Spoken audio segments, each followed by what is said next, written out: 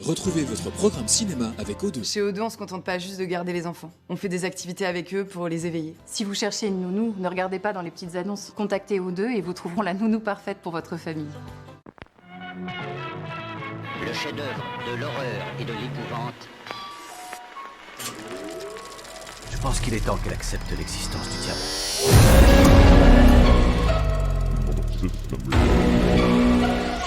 Ce quelqu'un est dingue des films d'horreur. Nous vous avions dit quelles étaient les règles, mais vous n'avez rien écouté. La balise manuelle se terminera dans 3, 2, 1.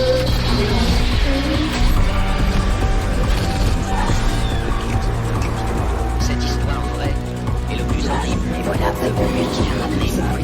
comment obsédé par elle. Allô? Et il y a pire. Bonsoir. Et entraîne très loin. Tu aimes les films d'horreur? C'est toujours le même scénario, toujours le même débile mental qui poursuit une petite minette au gros sein qui se planque dans sa chambre au lieu de s'en Des foutre. gremlins. Il y a quelqu'un qui a inventé un jeu mortel. T'as commencé par acheter le film de Thalys. C'est exactement ce que vous faites. Plus que vous alliez, ne jamais dire je reviens tout de suite, parce qu'on n'en revient jamais. Cherchez une bière qui en veut une. Ouais, je me disais, on regarde tout de suite. Personne ne survivra au meurtrier. C'est chiant. Du moins, massacre à la tronçonneuse. Allez tous mourir ce soir. Il a tué sa famille avec une Bonsoir à tous et bienvenue dans cette grande soirée exceptionnelle pour Cinémag. Et oui, on se retrouve à 21h le soir d'Halloween. Je suis ravi d'être là avec vous pour vous conter justement tout ce cinéma d'épouvante. Ce soir, nous allons parler des films d'hier, d'aujourd'hui et de demain. Et oui, tout ça dans le cinéma horrifique. J'espère que ce programme vous plaira. Du moins, on va tout faire pour vous faire peur. Et voilà, on était sûr. Le critère se fait déjà la malle. Il a la dalle, il a les crocs. Et j'espère que vous l'aviez aussi. Et j'espère que mes chroniqueurs les ont aussi, les crocs, ce soir, pour vous parler de tout ça. Benoît est là. Salut Benoît, comment vas-tu? Salut Florian, très heureux. Si on m'avait dit que je ferais un jour une émission avec le Joker, franchement, je n'aurais pas cru. Je pensais que tu allais venir. Je pensais qu'on allait faire une émission à 21h le soir de Cinémag. Ah bah aussi. Voilà, une grande émission Ouais, XXL, parce que d'habitude, vous le savez, on est là le mardi soir pendant à peu près 25 minutes. Et là, exceptionnellement, pendant 1h30, on va être ensemble pour compter justement ce cinéma. Vous allez donner vos avis critiques, ce que vous aimez un peu moins. Et Jérôme est là également avec nous ce soir. Comment vas-tu, Jérôme? Salut Florian, ça va super bien. Je suis ravi d'être là pour parler de films que j'adore. Ah bah, ça je sais que tu es friand de films d'horreur, ça fait bien plaisir et on va pouvoir en débattre lentement, tranquillement ce soir parce que c'est vrai que d'habitude des fois on est un petit peu juste sur le timing et là ça me fait bien plaisir d'être là avec vous ce soir et j'espère que cette thématique va vous plaire. Vous pouvez faire que ça le 31 octobre sur la chaîne. Donc un petit peu une vision globale sur cette émission. Comme je vous le disais, on va commencer pendant une demi-heure à vous parler des films d'hier, les films qu'on a aimés ici tous les trois. On va en débattre, on va revoir des images. On va vous donner notre avis sur tout ça. Ensuite, en deuxième partie d'émission, nous aurons des invités qui seront là avec nous en plateau, qui viendront parler paranormal. Donc cette partie-là sera un petit peu découpée en deux parties. On parlera des activités de l'association, bien entendu.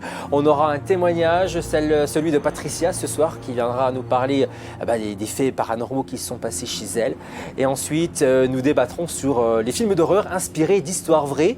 Et ensuite, en troisième partie d'émission, nous parlerons des films d'aujourd'hui et de demain. Voilà, on fera un petit tour dans le futur pour voir ce qui nous attend dans les salles obscures de ce côté-là. Au cours de l'émission, vous aurez la possibilité de gagner, comme toujours dans l'émission d'ailleurs, vos places de cinéma pour vous faire plaisir entre amis. Et là, exceptionnellement, ce soir, on vous donnera 3 fois 2 invitations. Voilà, on va vous faire vraiment plaisir pour cette soirée exceptionnelle. Je pense que vous avez le menu. Il y aura quelques petites surprises également durant ce programme. Donc, installez-vous confortablement, si je puis dire, ici sur le plateau qui a été mis aux couleurs justement de la fête d'Halloween.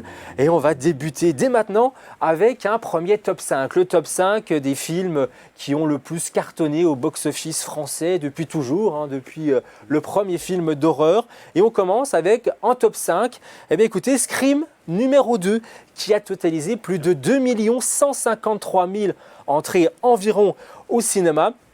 Le film de Wes Craven, bien sûr. C'est le second qui est sorti en 1998, toujours avec le casting initial, Neve Campbell, Courtney Cox ou encore David Arquette, bien entendu. En quatrième position, mais écoutez, on va pas plus loin. On reste avec la saga Scream, puisque c'est en fait le premier volet qui est en quatrième position des meilleurs films sortis au cinéma en France pour le genre horrifique, bien entendu. 2 207 000 entrées pour ce film, toujours réalisé par Wes Craven, parce que c'est lui qui a lancé la saga. En troisième position, c'est le film Ça, chapitre 1, réalisé par Andy Muschietti, qui était sorti, lui, en 2017. Ça a cartonné. Moi, j'avoue que je préférais le téléfilm, un petit goût, même voilà, s'il a un peu vieilli. Il y a quelque chose qui m'a traumatisé enfant. Et voilà, je pense que c'est pas la même patte, mais il était réussi tout de même, ce premier chapitre. On ne peut pas cracher dessus, puisque vous avez été nombreux à le voir en salle. 2 223 000 entrées quand même pour ce film. D'horreur toujours. En deuxième position, écoutez, on continue. C'est encore Scream, mais là c'est le numéro 3 qui est deuxième. Assez incroyable. Grande surprise pour moi en préparant l'émission, parce que je ne pensais pas que le 3 avait fait mieux que le 1 et le 2 en fait. Et là il a fait mieux puisqu'il a fait 2 653 000 entrées, c'est incroyable. On comprend maintenant qu'il y a encore un nouveau Scream qui arrive, on en reparlera dans l'émission également. Et le premier, le number one, et ça ne m'étonne pas, c'est le film qui me fait le plus peur, moi, c'est L'Exorciste de William Friedkin, qui est lui sorti en 1974 avec l'excellente Linda Blair, puisqu'elle a quand même raflé pas mal de prix sur ce film-là. On en reparlera dans la deuxième partie de l'émission. Voilà pour ce top 5 du box-office du cinéma horrifique en France avec les entrées. J'ai pas donné, je crois, le chiffre de L'Exorciste. 5 397 000 entrées à l'époque, quand il est sorti au cinéma, en 1974. Mais je crois qu'ils ont cumulé aussi les entrées. Parce que le film est ressorti, il faut le savoir, en 2001 avec une version longue. Je l'ai vu. Donc, j'avais été le revoir également en salle. Film culte comme ça, on avait envie. Et finalement, c'était réussi, parce que les scènes coupées se portent bien au film. Oh oui.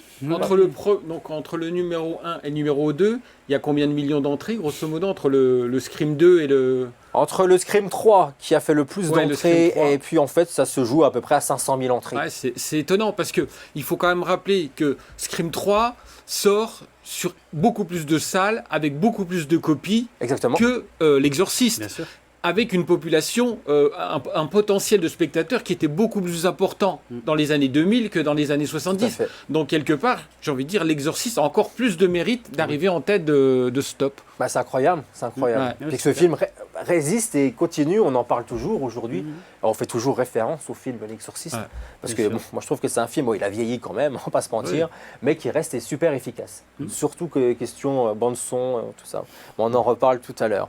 Allez, on va jouer avec vous, tous les deux, Benoît et puis Jérôme. On va jouer au buzzer. Ah oui, ça y est, le buzzer fait son apparition ici. Ça y est, question pour un champion spécial horreur. Je dis ça parce que vous allez comprendre quand les buzzers vont sonner. Je vais vous poser 6 questions sur le thème du cinéma d'épouvante, bien entendu. Et on va voir qui sera le meilleur ce soir. Il peut y avoir une égalité, comme il y a 6 questions. Alors c'est parti, on y va avec cette première question. Dans le film Shining, quel est le nom de l'hôtel ? Jérôme. Overlook. Allez, l'hôtel Overlook. Bonne réponse, 1 point pour Jérôme. On continue avec une deuxième question. Qui est la première victime du tueur dans le film Halloween ? Alors, soit vous avez le prénom, mais c'est compliqué, soit vous avez le lien. C'est la grande sœur de Michael Myers. Exactement, Judith Myers, effectivement. Encore 1 point pour Jérôme, 2 points déjà. On continue, attention. Nommez le titre du film dans lequel les personnages du film se retrouvent face au démon Pazuzu. Benoît il dit attendez, c'est quoi ces questions? Ça me dit vaguement quelque chose. Oui, la démon Pazuzu. C'est l'Exorciste. C'est l'Exorciste, oui, on va en parler il y a quelques instants. Bravo à Jérôme, 3 points. Mais c'est encore possible pour toi, Benoît. Tu as 3 questions, donc c'est pour toi. J'imagine. On y va. Dans quel film voit-on pour la première fois à l'écran le comédien John Travolta? Eh oui, c'est un film d'horreur. Ça me démange. Non, Benoît, tu l'as pas? Carrie? C'est Carrie, exactement. C'est bien Carrie, ouais. Yes. John Travolta, c'est son premier rôle. Sauf. Il s'appelait Billy Nolan dans le film. Il jouait le petit ami de Chris. Voilà. Mais c'est vrai que John Travolta, avant de le voir dans Green, dans un autre univers, il fait un petit personnage, on le voit pas beaucoup. Mais il était dans un autre De Palma aussi. Et c'est pour ça que j'ai pensé à Travolta. Quand il est... Dans Blowout, c'est ça Blackout, non... Blowout, oui c'est ça, Blowout, où il est... je crois qu'il est... Je sais plus si... Parce qu'il y a eu une autre version du film où c'était de l'audio, parce qu'il travaille pour un tournage d'un film où il entend un meurtre et tout. Mais là, je crois que c'est dans les rushs qu'on voit... Très bon film d'ailleurs, de Palma. Un point pour Benoît, voilà. 1 contre 3 pour Jérôme. Et on continue avec la 5e question dans le film de John Carpenter. Quelle est la couleur de Christine? Rouge. Rouge, effectivement, et c'est... Une voiture. C'est une voiture, Christine, effectivement. Pas une femme rouge. Est-ce qu'on peut dire la marque pour un point de plus? Tu peux le dire parce que je l'avais, vas-y. C'est une Plymouth. Une Plymouth, c'est ça. Une Plymouth Fury de 1958. Elle le film est sorti en 1983. Excellent. Stephen King, toujours. On en parlera tout à l'heure d'ailleurs de Stephen King. Dernière question. 2 points pour Benoît. 3 points pour Jérôme. Comme quoi, je vous l'avais dit que Benoît pouvait revenir. C'est possible. Est-ce qu'on va avoir une égalité ou est-ce que Jérôme va répondre à cette dernière question? Où vient rendre visite Freddy Krueger, le tueur du film Les Griffes de la Nuit, aux étudiants pour les assassiner? Et c'est Jérôme qui a la main. Dans leur rêve. Dans leur rêve, dans leur cauchemar, effectivement. Je précise que je l'avais aussi, mais comme il est beaucoup plus fort que moi, je m'incline bien volontiers. Vous étiez bons quand même tous les deux. Mais il est quand même bien meilleur que moi. C'est vrai que les premières questions étaient plus compliquées avec... Vous savez qu'il fallait le savoir quand même. Judith Myers, il fallait avoir la réponse. C'était pour les pros, les vrais, les fans. Ouais, c'est ça. Wes Craven, encore une fois, pour Les Griffes de la Nuit. Ça, c'est pareil, c'est un film qui m'a bien fait flipper quand j'étais... bien plus jeune. Il y a de quoi.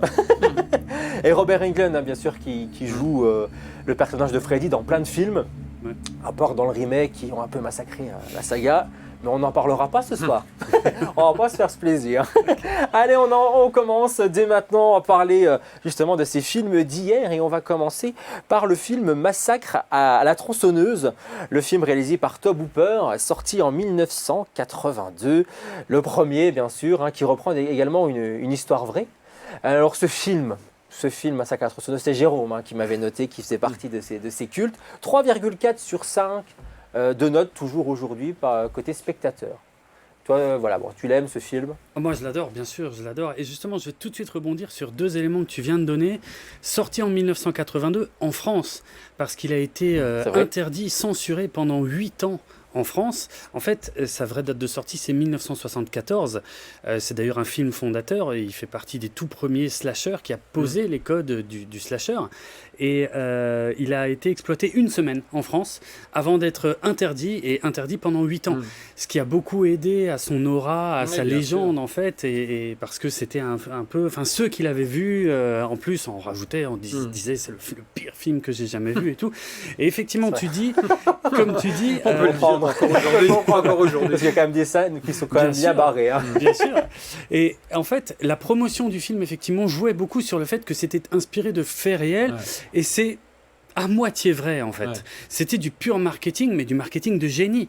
C'est-à-dire qu'il y a quelques éléments seulement qui sont, qui viennent d'un serial killer américain qui s'appelle Ed Gein, qui a inspiré aussi bien Psychose que Hannibal Lecter, que Massacre à la tronçonneuse. Donc, en fait, 3 personnages complètement différents. Il y avait juste des tout petits bouts qui venaient, en fait, de sa véritable histoire. Le fait qu'il vivait dans une ferme isolée qui était jongée d'ossements d'animaux et qui, effectivement, qu'il accrochait ses victimes sur des crochets de boucher et qu'il mettait un masque de peau humaine et des robes. Charmant personnage. Oui, quelqu'un. Ça veut dire que la famille était un peu dans la même lignée également. Surtout quand même embarqué. Mais tout le reste, toute l'histoire de la tronçonneuse, l'histoire de ces jeunes gens qui sont harcelés en fait par une famille de bouchers dégénérés, ça c'est une invention complète et c'est là qu'est tout le génie du film aussi parce que quelque part il est considéré comme l'un des films les plus gore alors que il n'y a presque pas de sang, en vérité. Tout est dans le montage. Tout est dans le génie là, de Tobe Hooper qui a fait ce film à l'économie. Il n'avait pas les moyens d'avoir beaucoup de sang, ni d'avoir d'effets gore. Il n'y en a pas, d'ailleurs. En vérité, tout est dans le montage. Et en fait, la bande-son du film, c'est essentiellement les bruits de tronçonneuse et les hurlements de Marilyn Burns qui n'arrêtent pas, en fait. Oui, c'est vrai que c'est un film qui est énormément basé sur les effets. Et il y a un grain, il y a une image, il y a une sonorité dans ce film qui vous agresse en permanence et qui C'est renforce exactement complètement l'aspect malsain du film, quoi. Et puis en plus, je pense qu'il a fait aussi que ce film est devenu culte, c'est que le tournage a été extrêmement mouvementé et les acteurs n'en sont pas ressortis indemnes. Et je pense que ça a contribué aussi à en faire un film culte. C'est vrai, il y a eu beaucoup de blessés, de petites blessures, mais quand même, ils se sont fait peur avec la tronçonneuse aussi plus d'une fois. Parce que c'était une vraie. C'était une vraie, bien sûr, ouais, ils n'avaient pas les moyens. Donc, ouais, non, c'est un film très impressionnant et qui fonctionne comme ça, qui a cette aura. En fait, il y a une promesse. Il y a une promesse dans le titre, il y a une promesse dans le fait que c'est soi-disant inspiré de faits réels.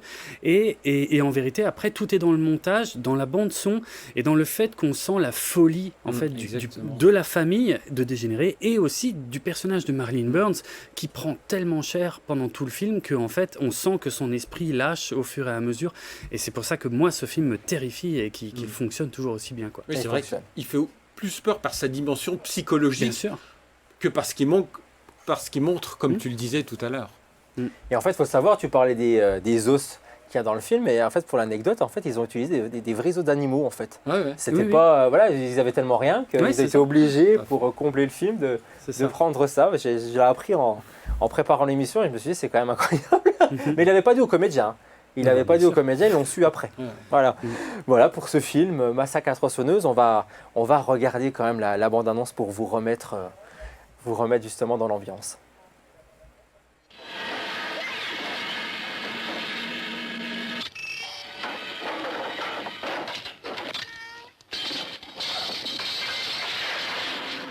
Cette histoire vraie est le plus horrible, le plus monstrueux crime qu'on ait jamais vu sur un écran.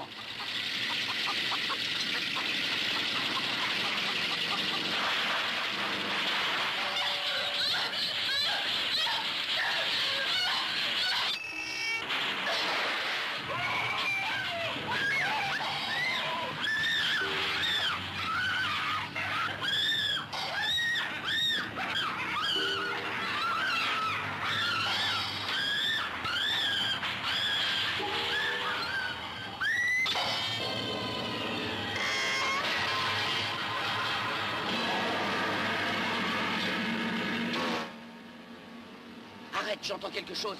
Arrête! Massacre à la tronçonneuse. Un film à vous couper le souffle. Vous êtes cinglés! Non! Vous êtes fous! Arrêtez! Terrifiant, mais réel.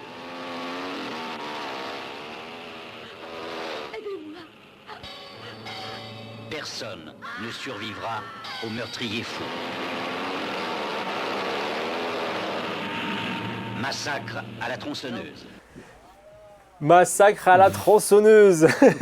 Moi, ça fait toujours marrer le gars avec sa tronçonneuse qui arrive dans tous les sens, c'est drôle. Mais comme tu disais, Benoît, on en discutait justement quand on regardait la bande-annonce du film.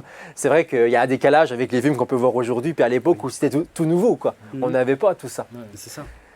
C'était novateur d'ailleurs, il y a beaucoup de codes en fait qui ont été introduits avec Massacre à la tronçonneuse. Le fait d'avoir un tueur masqué qui attaque avec un outil, il y a comme ça beaucoup de codes dont on va reparler qui ont été ensuite magnifiés par d'autres classiques.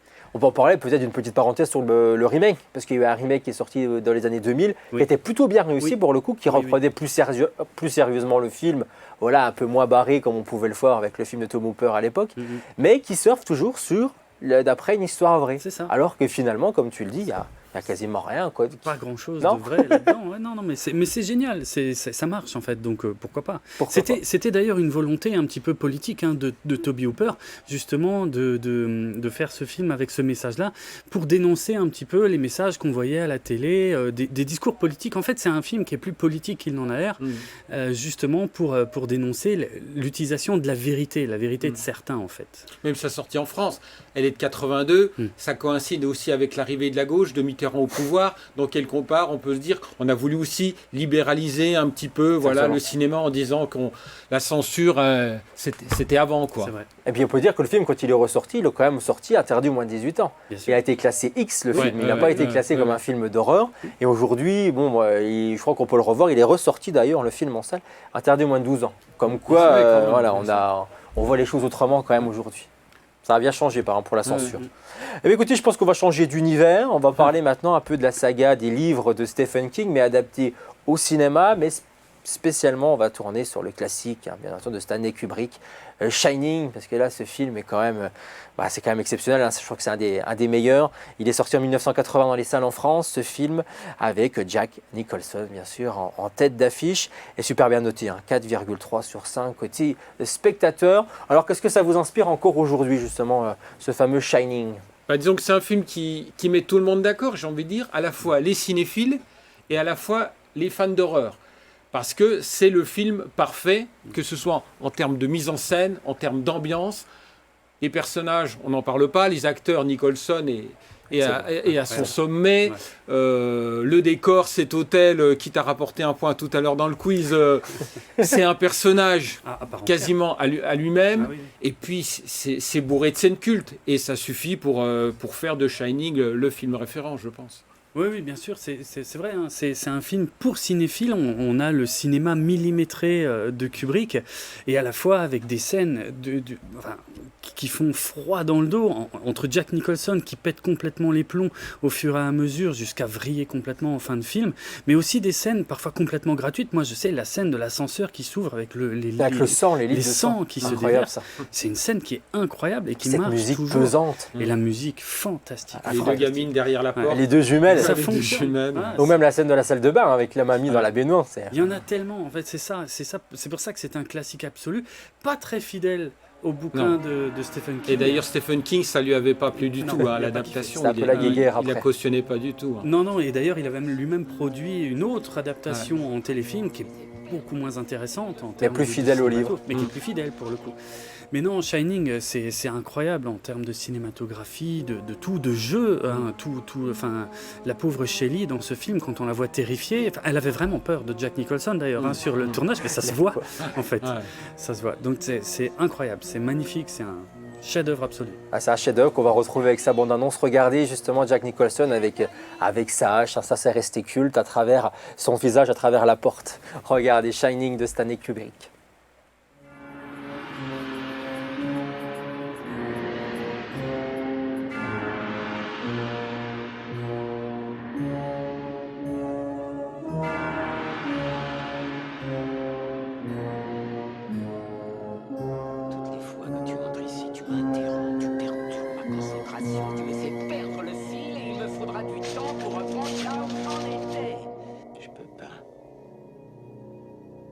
J'ai beaucoup trop à faire.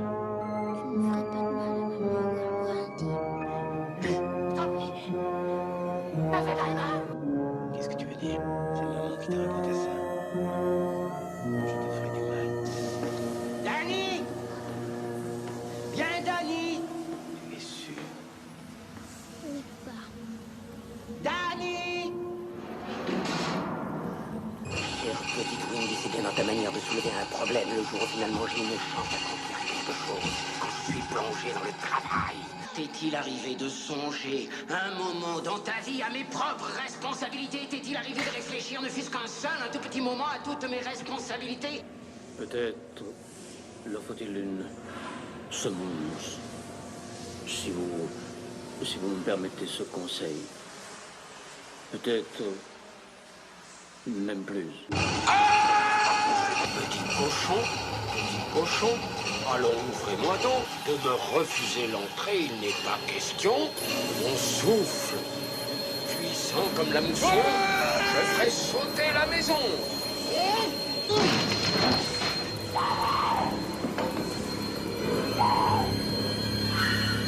Coucou, chérie. Shining, cette scène, elle est incroyable. J'adore ce traversée de porte. Alors, il faut savoir qu'on a vu dans la bande-annonce justement la fameuse scène finale dans le labyrinthe et tout. Il faut savoir que pour avoir ce labyrinthe neigeux, il a fallu obtenir, ça a pu être réussi grâce à 9 tonnes de sel et de polystyrène qui ont été broyés et envoyés comme ça un petit peu partout sur le plateau. Et Danny Lloyd, c'est le gamin qui joue justement le fils de Jack Nicholson dans le film. En fait, il a obtenu le rôle parce que quand il fait son petit signe où il parle tout seul avec son ami imaginaire à un moment avec son petit doigt levé, en fait, c'est ça qu'il a proposé au casting. C'était pas du tout écrit dans le scénario. Ah oui. Et en fait, c'est comme ça qu'il a été choisi. Et du coup, ils lui ont demandé de reproduire et de refaire dans le long métrage cette scène-là. Le film est aujourd'hui interdit aux moins de 12 ans. J'aime bien les situer parce que c'est vrai que je pense qu'à l'époque, quand il est sorti, ce film devait être interdit aux moins de 16 ans parce que psychologiquement, ça devait être pesant. Mais là, aujourd'hui, voilà, on a revu encore tout ça à la baisse. Un petit mot peut-être sur les autres classiques de Stephen King. On parlait de Christine, là, tout à l'heure, mais il y en a d'autres. Je ne sais pas, moi, celui qui vous parle peut-être le plus.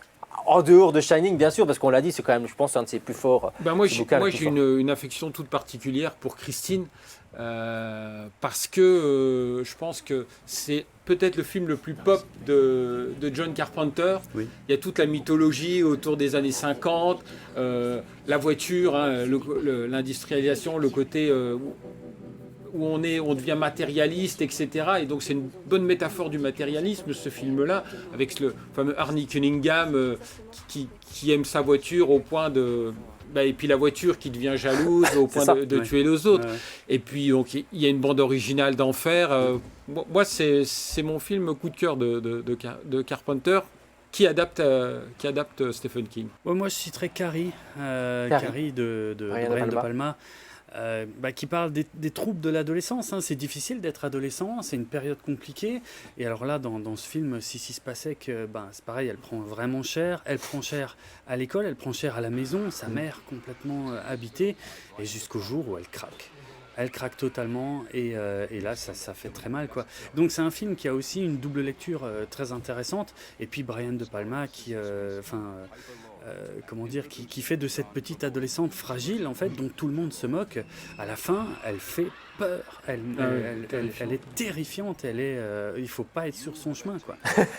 C'est fantastique. J'adore ce film. C'est vrai que ce film est bien mis en scène. Il y a eu Misery. Moi j'avais beaucoup aimé Misery aussi. Ce film. De Rob Reiner. Alors on est dans les années 90. L'âge d'or du cinéma d'horreur fantastique est un peu passé, mais malgré tout, je trouve qu'il fait une belle recomposition de ce roman-là avec Kathy Bates, incroyable. Où on a donc cet écrivain qui est fait prisonnier par sa plus grande fan et qui veut, elle souhaite qu'il réécrive l'histoire à sa façon et lui fait subir les pires sévices. Et c'est un film extrêmement prenant. On est quasiment dans un huis clos en plus. Il se passe pas énormément de choses, mais il y a toute cette tension, cet aspect psychologique qui est assez terrifiant, je trouve, qui fonctionne bien. C'est un film qui marche très bien. Ouais. Super film. Dead Zone, j'aime beaucoup Dead Zone, avec cet homme en fait qui a une vision, qui pense que si un homme politique est élu, ça va mener le pays à sa catastrophe suite à une expérience de mort imminente, suite à un accident. Il essaie de prévenir tout le monde, évidemment personne ne le croit, et ça va le mener très loin. Encore une fois, ça parle de folie ou pas en fait. Est-ce qu'il est fou ou est-ce qu'il est le seul à avoir raison? En fait, on joue sur les deux tableaux comme ça. Christopher Walken, pareil, complètement habité par son personnage, et il y a un message aussi quelque part. Il y a toujours une double lecture de toute façon. C'est ce que j'allais dire. Dans c'est bien Misery. que Cronenberg, je trouve, s'empare aussi de Stephen King parce qu'ils ont des univers assez proches.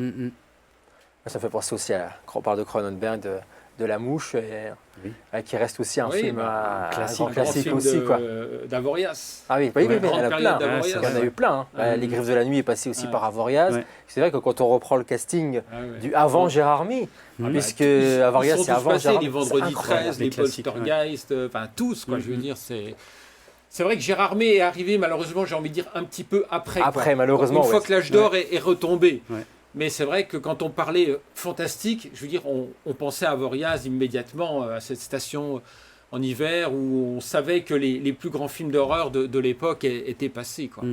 C'était incroyable. Bon, alors, on a encore des petites pépites de temps en temps à Gérard May, mais c'est vrai que ça se fait de plus en plus rare. On a hâte que justement la prochaine édition ait enfin lieu, mais en présentiel, après cette année malheureusement un peu particulière.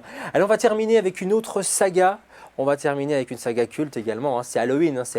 On va dire que c'est le premier film qui lance, alors il y avait Psychose aussi, mais qui lance vraiment le boogeyman à l'écran. Le tueur en série Michael Myers, d'ailleurs, qui est de retour dans les salles de cinéma, on en reparlera tout à l'heure, actuellement, hein, c'est sorti la semaine dernière, un deuxième volet bien sûr, Halloween, mais là on parle de John Carpenter, ce premier film, c'est pareil, il y a une vraie ambiance, il y a quelque chose, il a réussi à faire quelque chose. Alors je pense que les plus jeunes aujourd'hui, quand ils voient Halloween, il y a un décalage total avec ce qu'on peut voir aujourd'hui, ou même avec Scream hein, déjà, qui est beaucoup inspiré, mais ça reste fort, il y a quelque chose d'énorme dans ce film-là. Bien sûr, il y a une idée de génie. Il y a une idée toute simple en fait à la base.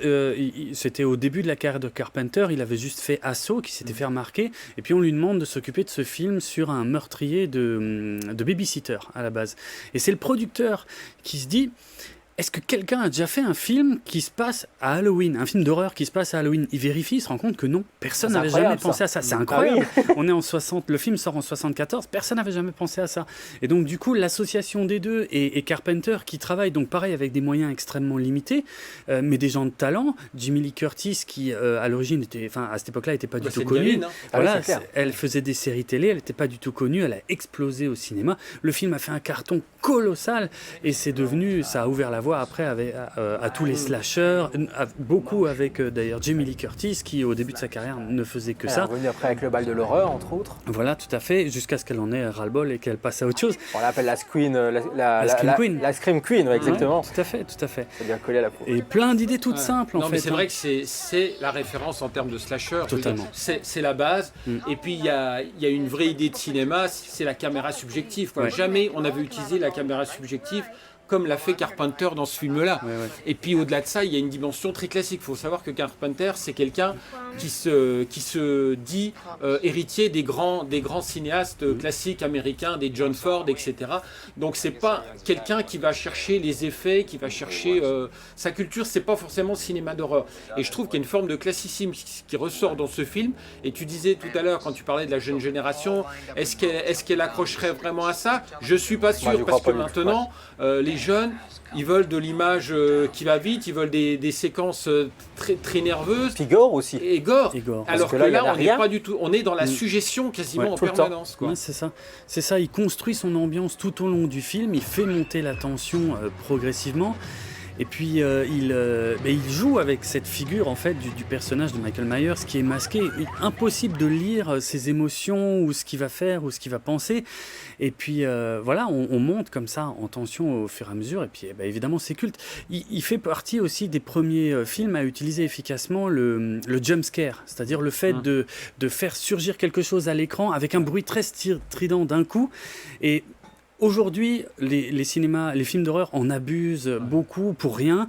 Lui, il le fait avec une maestria. Et en plus, c'est lui qui fait le son, qui fait la musique du film, qui participe énormément à l'ambiance. Donc voilà, tout est en ambiance, un crescendo total. Et à la fin est magnifique et terrifiante. Cette manière de filmer les zones pavillonnaires, de faire avancer la caméra tout doucement, travelling, rien que ça. Génial. Je veux dire, on est dans l'ambiance tout de suite. Quoi. On y est, ça c'est clair. L'ambiance. Mais la musique aussi, hein, tu en as parlé. De John Carpenter qui compose lui-même en plus ses musiques. Toujours. Parce que voilà, toujours, en plus, aujourd'hui on le voit plus du côté de la musique. Il faut savoir que Carpenter composait ses musiques parce que en fait, il n'avait pas le budget pour faire appel à un compositeur. Ouais, et donc, il avait très peu de notions de musique. Il avait un matériel qui était relativement minimaliste chez lui. Et avec ça, il a créé une musique qui est devenue culte. Quoi. Qui est restée, qui a traversé le temps. Ouais. Elle fait froid dans le dos parce qu'elle est dans une... Je ne vais pas rentrer dans les détails techniques, mais elle est dans une signature rythmique qui est très habituelle. Donc du coup, elle crée un malaise tout de suite, en fait, dès le générique, où il n'y a que ça, il y a la citrouille et il y a la musique. Et dès le générique, il y a un malaise. On ne sait pas pourquoi, en fait, mais voilà, c'est parce qu'il y a une signature rythmique très bizarre et ça marche. Et ça fonctionne. On va regarder justement la bande-annonce du classique Halloween et on va entendre justement cette bande-son qui donne des frissons un peu partout. Regardez. 15 years ago, I met this 6-year-old child with this blank, pale, emotionless face, the blackest eyes, the devil's eyes. I'm babysitting the Doyles. The Wallaces leave at 7. What about the boogeyman? The boogeyman is coming! There's no such thing. Halloween night, it's when people play tricks on each other. It's all make-believe. The boogeyman can only come out on Halloween night, right? Right. Well, I'm here tonight. I'm not about to let anything happen to you. Promise? Promise. You know, it's Halloween. I guess everyone's entitled to one good scare, huh? He's been here once. He's on his way. Tonight. Families, children, all lined up in rows up and down these streets. You're telling me they're lined up for a slaughterhouse? Death has come to your little town, Sheriff.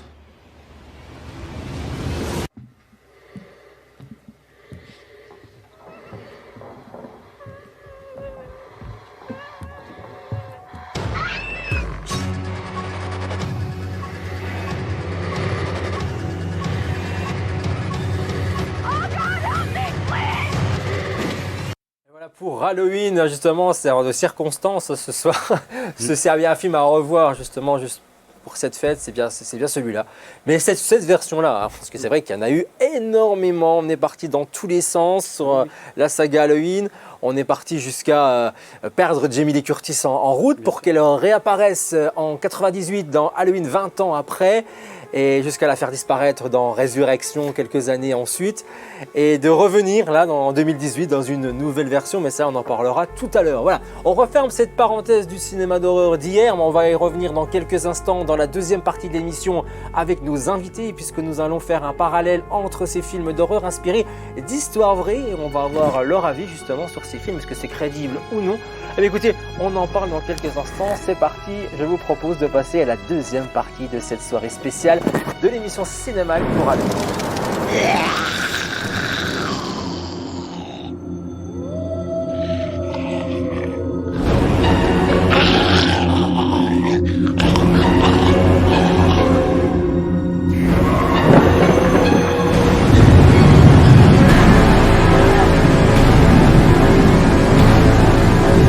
De retour pour la deuxième partie de l'émission, bien sûr, et on va s'intéresser aux phénomènes paranormaux, mais bien sûr dans les films, mais également dans la réalité. Et là, pour notre deuxième partie, on va reprendre avec nos invités. Nous avons ici en plateau qui viennent de nous rejoindre le président et trésorier de l'association Vosges Investigation Recherche Paranormale. C'est Taïeb, son président et trésorier, qui est là. Bienvenue à toi, Taïeb. Merci d'être là. À tes côtés, un membre de l'association, c'est Cédric. Ouais, c'est moi, Cédric. Ouais. Bienvenue je suis aussi. trésorier normalement. Ah, trésorier oui, aussi. C'est moi, oui. Le bureau, je sais, ça a changé il n'y a pas longtemps, donc c'est en train de se remettre un petit peu en place. Et on a une invitée également autour de la table avec nous, c'est Patricia. Merci d'avoir accepté notre invitation. Avec Merci plaisir. d'être là. Et vous allez nous parler de phénomènes étranges qui s'est passé chez vous. Bien Mais sûr. ça, c'est dans quelques instants. Avant, je vais faire un focus. On va parler de l'association Vosges Investigation Recherche Paranormale avec son président Taïeb qui va nous en dire un petit peu plus. Alors d'abord, la première question que j'ai envie de poser, c'est pourquoi avoir créé une association sur ces phénomènes et qu'est-ce qui vous a inspiré à faire ça? Mais également, depuis quand elle existe cette association? Donc l'association, elle existe depuis mai 2018. Et en fait, moi, je l'ai créée uniquement pour être crédible au niveau des gens. Parce que c'est vrai qu'en France, c'est encore un sujet tabou. Et pour avoir aussi des autorisations auprès des mairies pour entrer dans les bâtiments, pour faire nos enquêtes paranormaux, en fait. D'accord, ok. Il y avait vraiment besoin de ça pour pouvoir... Et encore, c'est quand même difficile d'avoir des accès... Même avec ça? Même avec ça, oui. D'accord. Ouais. Et du coup, l'association, ça fait combien de temps? Ça fait 3 ans qu'elle est... 4 ans presque 2018, je crois. 2018, ouais. Et du coup, alors, racontez-nous peut-être un petit peu ce que vous avez vécu, ce qui vous a vraiment donné vraiment le... vous l'avez dit, mais... Il y a une affaire en particulier qui a peut-être vous a poussé à dire on a besoin de nous, il se passe des choses plus qu'on ne pense et on a besoin peut-être d'aller en aide avec les gens parce que je crois que vous faites aussi un lien par rapport à ça. Après, vous guidez les personnes ou aller voir un médium, entre autres, ou autre. En fait, la démarche première pour moi, c'était vraiment ça, c'est vraiment pour aider les gens. Les particuliers, parce que bon, il y a des personnes qui vivent des choses assez lourdes chez eux. Et nous, on est là pour intervenir, pour voir ce qui est vrai, ce qui est paranormal ou pas. Et de là, après, on les dirige vers un médium, pour faire un nettoyage de la maison ou autre chose. Et après, même 1 an ou 2 ans après, je fais toujours un suivi, j'ai toujours des contacts avec des personnes et je leur demande si ça se passe bien ou pas, quoi, en fait. Si c'est toujours des soucis au niveau de la maison, quoi. D'accord, et des choses fortes, un témoignage fort de ce que vous avez vécu, qui vous a vraiment traumatisé en disant oui c'est vrai qu'il y a vraiment ça se manifeste plus qu'on ne peut le penser. Il y a beaucoup de choses, hein, parce qu'on a fait plus d'une trentaine d'enquêtes quand même. Oui, oui. Ah oui, sans compter les enquêtes qu'on fait sans filmer comme ça. Pourquoi Pourquoi? Parce qu'il y a des personnes qui n'acceptent pas que ce soit filmé? Non, mais des fois, on y va comme ça. Un soir, on se tourne le téléphone, j'ai dit, écoute, on fait une enquête comme ça, mais uniquement le matériel, mais pas que les caméras, en fait. On filme pas, quoi. C'est uniquement comme ça. D'accord, ok. Pour avoir des résultats. Et du coup, moi, c'est vrai que moi, l'enquête qui m'a plus marqué, c'était la clinique du diable. Lors d'une séance de communication, donc la Ouija. Alors, qu'est-ce que c'est la Ouija pour Donc la Ouija, en fait, exactement, c'est une planche. Alors, hop, voilà. Donc avec des lettres, des chiffres, le oui et le non, le support, la goutte, qu'on pose dessus, on met les doigts dessus, on pose des questions, et ça nous répond avec des lettres. D'accord. Voilà. Ça nous forme des mots, des phrases. Et les chiffres, ça peut donner l'âge, ça peut donner une date de naissance ou voilà. Et c'est vrai que nous, lors de notre enquête avec la clinique du diable, donc on a rentré en contact avec Colette. On est rentré, Et il s'avère en fait que Colette, elle avait un message à faire passer à nous, à moi particulièrement, par rapport à mon cœur, parce qu'en fait c'est le chemin du cœur, tout. Et elle m'a dit qu'il faut que je fasse très attention au niveau du cœur, que j'aurais des soucis, tout ça. Donc c'est vraiment un truc qui m'a vraiment marqué. Et avec du recul maintenant, avec le Covid, l'année dernière, moi j'ai eu le Covid en mois de mars, et la première chose qui a été attaquée, c'était mon cœur en fait. Je pense qu'il y a eu un lien par rapport à ça. Et ça, l'enquête là, c'était avant le Covid? Ouais. C'était quand? Bien avant, c'était... si c'était avec l'association, donc c'est 2019. 2019, je crois. D'accord, avant tout ça. Au mois d'août, un truc je pense qu'elle a fait un lien par rapport à ça. D'accord, ok. Alors, c'est manifesté grâce à la planche. À la planche, oui.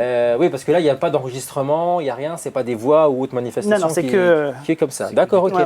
Et ça marche systématiquement ou c'est aléatoire en fait la planche? Pas tout le temps. Pas tout le temps. Ça dépend vraiment de l'endroit où on est situé. Ouais, ça dépend. Ça dépend s'il y a vraiment des comment on peut les appeler, des entités. Des entités, des âmes, ça dépend, oui. Puis après, tout dépend des personnes qui tiennent aussi la goutte. Hein.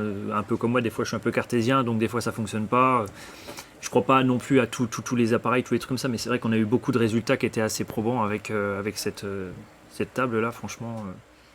Comme dans la boulangerie, là, on est tombé sur une personne qui nous a répondu du tac au tac, et en fait, ça faisait partie de la famille du propriétaire de la boulangerie, et il ennuyait en fait les personnes, il les ennuyait, quoi, sans plus, et on a parlé avec lui, et franchement, c'était vraiment hyper intéressant comme discussion.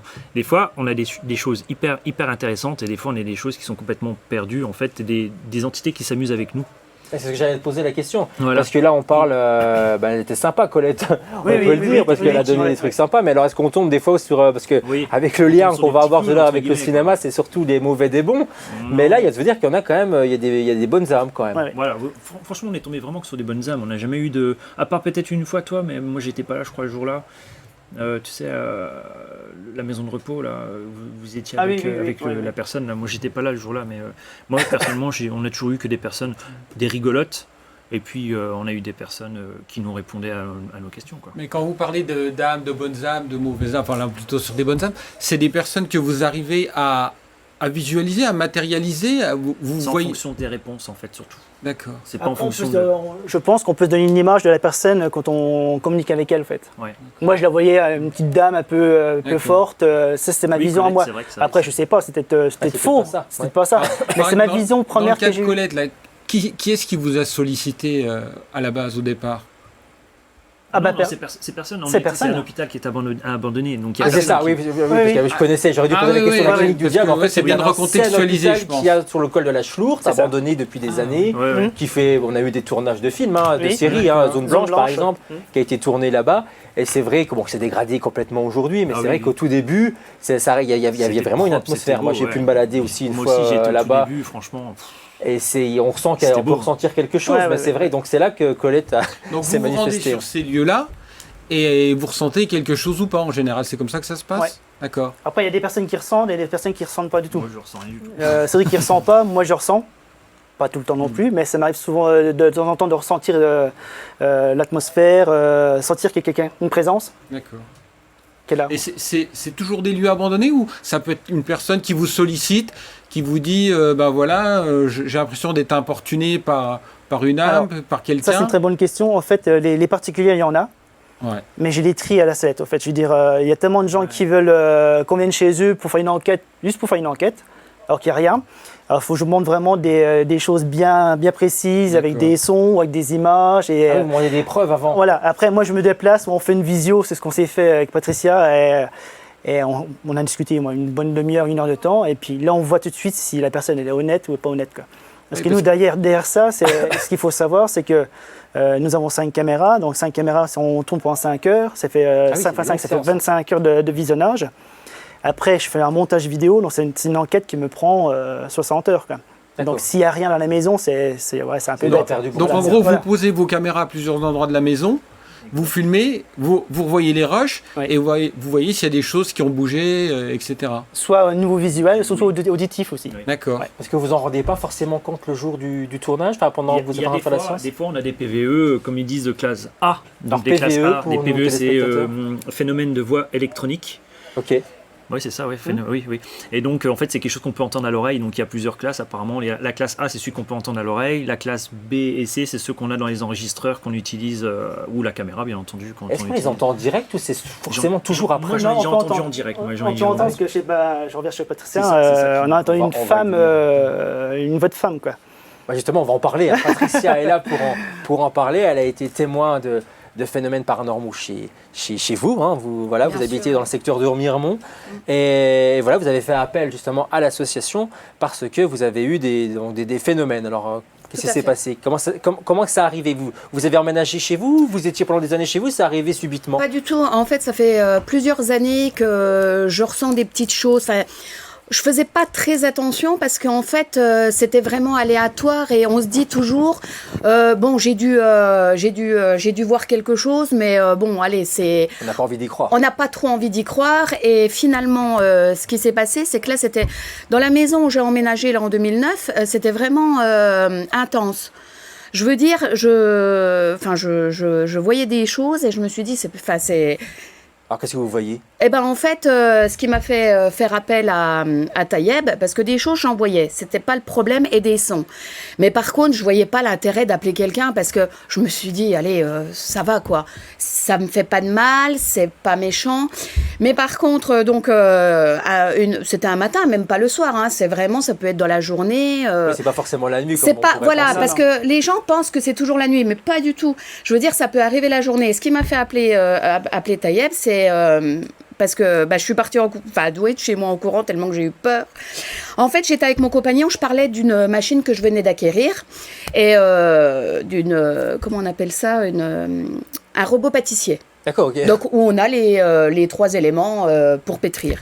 Et je lui disais, tiens, je vais essayer le robot pâtissier. Et en fait, ce qui s'est passé, c'est que tous les deux, parce qu'on était en visio, hein, il habite à Strasbourg, donc c'est un peu compliqué, donc on était en visio et on entend un bruit. Mais un bruit vraiment, je sais pas, dans la maison, un bruit étrange. Et je lui pose la question, je lui dis, t'as entendu? Il me dit oui. Donc, j'ai un petit chien, donc je suis sortie pour voir si c'était pas mon petit chien et en fait en revenant chez moi sur le haut des escaliers j'avais une pièce de mon robot pâtissier qui était posée j'en ai encore des frissons tellement que c'est troublant quoi, c'est vraiment troublant et ça m'affecte encore un peu parce que j'ai tellement eu peur et ma première réaction ça a été on me fait une blague. Tout de suite, je me suis dit, on a entendu ma conversation, il y a quelqu'un qui se cache, quoi. Oui, c'est la première réaction qu'on a. Et après, j'ai fouillé la maison, je dis, il n'y a rien, quoi. Donc, bien sûr, j'ai fini en pleurs parce que c'était tellement... Oui, puis vous faisiez le lien forcément avec les autres... évidemment. Et je me suis dit, là, il y a quelque chose. Donc, finalement, j'ai pris mon chien sous le bras et je suis partie. J'ai été faire un tour, j'ai appelé mes sœurs, voilà, quoi. Et vraiment, là, je pouvais plus parce que donc c'est pour ça que j'ai fait appel à Tayeb parce qu'entre les bruits, on me réveille, on me frôle les cheveux. C'est plein de petits éléments en fait qui font que. Et la dernière apparition que j'ai eue, j'ai envoyé à Tayeb la photo. En fait, c'est carrément 2 mains. On voit les 2 mains sur le plafond. Je l'ai pris en photo parce que ça me faisait pas forcément peur, mais c'était tellement troublant, c'est incroyable. Voilà, c'est plein de petites choses comme ça. Ces mains-là, vous les avez vues où? Dans votre chambre? Dans ma cuisine. Ah, toujours dans la cuisine? Oui, il était 16h, j'allais me poser sur mon canapé. Ah, toujours la journée? Et la journée, là. Toujours, ouais. Ouais, et donc j'ai fini par vendre la maison. Ah oui, carrément? Oui. Ah oui. J'ai fini par vendre la maison et Et puis bon, finalement, ça n'a pas servi à grand-chose parce que la maison que j'ai acquérie, je commence à avoir des phénomènes. Donc c'est ça, c'est ce que j'allais poser la question. Voilà. C'est des âmes qui suivent la personne. C'est pas forcément une âme qui était dans la maison, qui attendait de quelqu'un qui soit réceptif pour pouvoir rentrer en contact. Non, en fait, les âmes, on peut se prendre dans la rue et puis il y a une entité qui passe à côté de nous et puis qui nous suit, en fait, qui nous colle. Donc, carrément, oui. Ça, okay. Donc même ici, ça se trouve, il y a peut-être 1 ou 2 personnes qui sont à côté de nous, qu'on ne le sait pas. Et c'est vrai que bon, là, apparemment, ça poursuit Patricia, quoi. Après, ce à savoir, c'est que nous, on a fait quand même intervenir comme 2 personnes pour nettoyer la maison. Elles ont essayé, ça n'a pas fonctionné, quoi. D'accord, ok. Si je peux revenir, c'est pareil. En fait, dans ma maison, j'ai des cadres avec ma famille, mes enfants, mes petits-enfants, et j'ai un cadre où j'ai mes défunts. Donc ma mère, puis mes 2 grands-mères. Et en fait, quand j'ai déménagé, j'ai enlevé tous les cadres de la salle à manger. Et j'ai enlevé le cadre de mes défunts, c'était tout moisi, en dessous. Ah, derrière? Ouais. Ok. Le seul cadre, c'était de la moisissure. Ouais. Pourtant, la maison, elle est saine, c'est une belle maison, quoi. Voilà, il n'y a pas de raison. Et puis, s'il y aurait une fuite d'eau, on verrait sur le mur, quoi. Et pas ailleurs, quoi. Voilà, exactement. Il n'y a pas forcément de raison, quoi. On va regarder justement la petite vidéo que Taïeb nous a gentiment donnée pour que vous puissiez vous mettre justement dans cet univers, hein, on peut le dire aussi. Alors, chez Patricia, justement, c'est un extrait de l'enquête, regardez. Il y a ce qu'il faut en haut. Même en bas.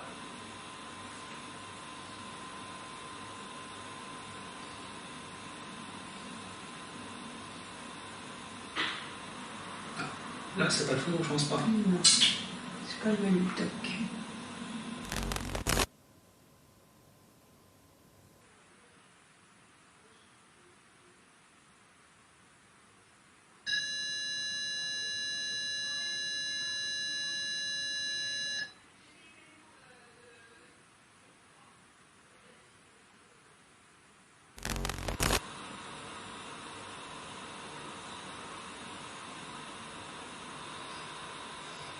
Est-ce que vous êtes un homme?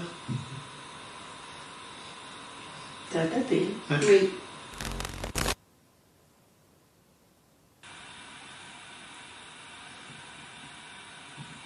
D'accord. J'entends marcher. Oui, j'entends marcher aussi. J'entends un bruit, mais je sais plus quoi penser en fait. C'est tellement... D'accord. J'entends marcher. Oui, j'entends marcher aussi. J'entends un bruit, mais je sais plus quoi penser en fait. C'est tellement...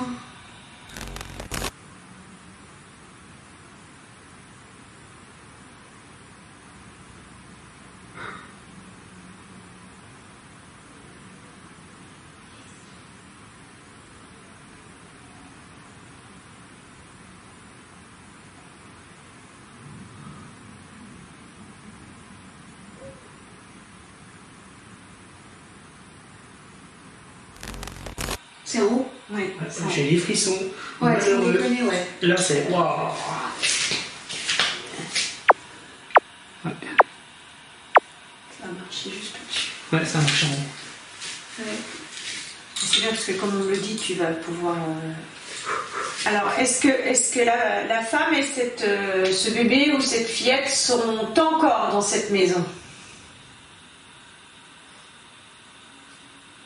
S'il vous plaît.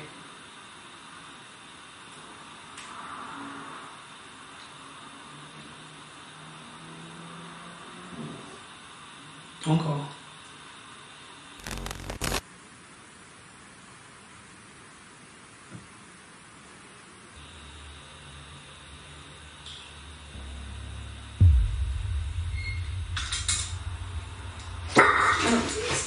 Elle réagit. Oh, non, t'as peur. Viens ici, Jenna. Oui, c'est normal, il y a eu du bruit. Ah, d'accord. Je l'ai entendu. Ah, elle m'a fait peur. À la cuisine, encore.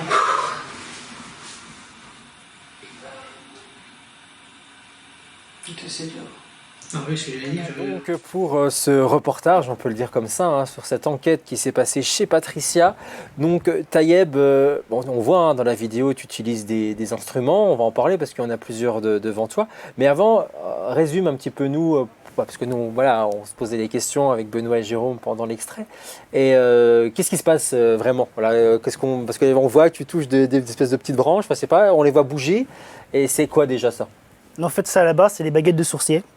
Donc c'est pour trouver les sources d'eau, tout ça quoi. D'accord, ok. Et en fait, dans l'ancien temps, en fait, ils prenaient ça pour communiquer aussi avec des entités. Donc c'est ce que moi j'utilise aussi pour communiquer avec des entités comme le pendule ou la planche Ouija comme support. D'accord, ok. C'est encore une autre façon de rentrer en contact. Voilà. Donc si le pendule ne fonctionne pas correctement, je prends les baguettes de sourcier. Donc là, ça ne fonctionnait pas chez Patricia le pendule? Le pendule, non. Bah, Stéphanie, elle l'avait fait. C'est Stéphanie qui avait le pendule, c'est pas moi. D'accord, ok. L'ex-membre de l'association, c'est ça, pour situer pour les téléspectateurs. Donc du coup, qu'est-ce qui se passe clairement là dans la vidéo qu'on a vue? C'est la personne, vous en savez plus justement de cette entité? Est-ce qu'elle s'est présentée? Est-ce que la planche, ça n'a pas réagi? Alors, on a fait une séance de Ouija, ça n'a rien donné. D'accord. Parce qu'en fait, on tombait toujours sur le plaisantin. Donc là on peut dire que c'est une âme pas sympa. Voilà, c'est la personne qui embête Patricia tous les jours, on va dire. Et sinon, on est rentré en communication donc avec lui et avec une maman avec ses filles apparemment. Ah quand même, donc c'est pas une seule personne. Non, ils étaient trois. Le soir-là, ils étaient trois. Et comment on différencie les trois alors? Comment on sait que c'est différent? Donc on leur pose des questions. Ah carrément, donc on leur pose des questions. Voix différentes là. Là, on n'entend pas des voix sur les extraits. En fait, il y a eu beaucoup de réponses au niveau des coups. À chaque fois que je posais une question, c'était un coup dans le mur. Ah oui, c'est ça. Et le plus impressionnant en fait, de l'enquête, même Patricia aussi, c'est il y a un moment, on entend courir en haut, quoi. Marcher vite en haut. Même moi, je lui ai dit dans la vidéo, je dis mais j'entends marcher. Et c'est vrai que si on écoute correctement avec le casque, mais c'est juste hallucinant en fait. Mais nous, on ne croyait pas, quoi. C'est impressionnant, quoi. Je pense qu'on mettra l'extrait carrément sur notre page Facebook pour qu'on puisse, parce que tu me l'avais, quand tu m'as montré la vidéo, tu m'avais dit qu'il faut mettre avec un casque parce que c'est plus impressionnant. Je pense que là, à travers votre téléviseur, on essaiera de vous mettre l'extrait sur notre page Facebook pour vous rendre encore plus, voilà, ce que ça peut donner. Donc le but, c'est d'entrer en contact avec ces âmes, ces entités, et ensuite, le but, c'est de s'en débarrasser, j'imagine. C'est ça. À travers donc une discussion, un échange, comment ça se passe? En fait, tout dépend de l'entité qui est là, déjà. Si c'est un membre de la famille qui nous le dit par rapport à la planche Ouija, on lui explique qu'il faut partir. Donc logiquement, si c'est un membre de la famille, il ne restera pas là, il partira. Et après, si c'est une âme un peu malsaine, on va dire, du coup, on fait intervenir par nous. Nous, on dirige Patricia à aller voir une médium qui fasse partir l'entité, quoi.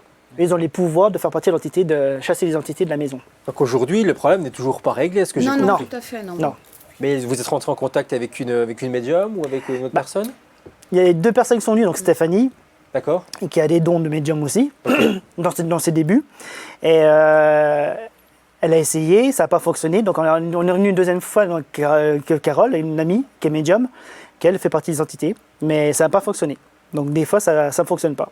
Ah ouais, malheureusement, l'âme n'a pas envie de. Elle sait et elles n'ont pas forcément envie de rentrer en contact. Elle est collée à la maison, des fois ça peut arriver. Hein. C'est des âmes qui sont collées à la maison. La maison, elle date de 1800 et des brouettes peut-être. Et puis les âmes, elles restent dedans. En fait, elles restent dans les murs. Patricia, elle l'a suivi. Est-ce que les gens à qui vous avez vendu la maison ont manifesté des choses ou pas? Vous n'avez pas de contact avec eux? J'ose même pas le dire. En fait, elle revend la maison. Ah, elle revend déjà la maison? Oui. Alors ça s'est passé quand? Pour qu'on essaie de situer un peu dans les dates, vous avez revendu quand vous? Juin.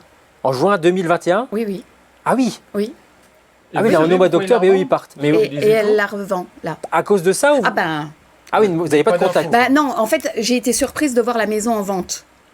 Donc je lui ai envoyé un petit message en lui demandant vous revendez déjà la maison? Elle me fait oui, la maison me plaît en elle-même, mais elle a pas été plus loin, donc. Oui, parce qu'elle n'a pas envie. Donc moi j'ai pas posé de questions en fait. J'ai pas posé plus de questions. Après elle revend. Oui. Mais là aujourd'hui, donc là où vous vivez, vous sentez que ça revient petit à petit. Oui, mais ça revient. J'ai emmené mon chien chez le vétérinaire en urgence parce qu'elle tremblait.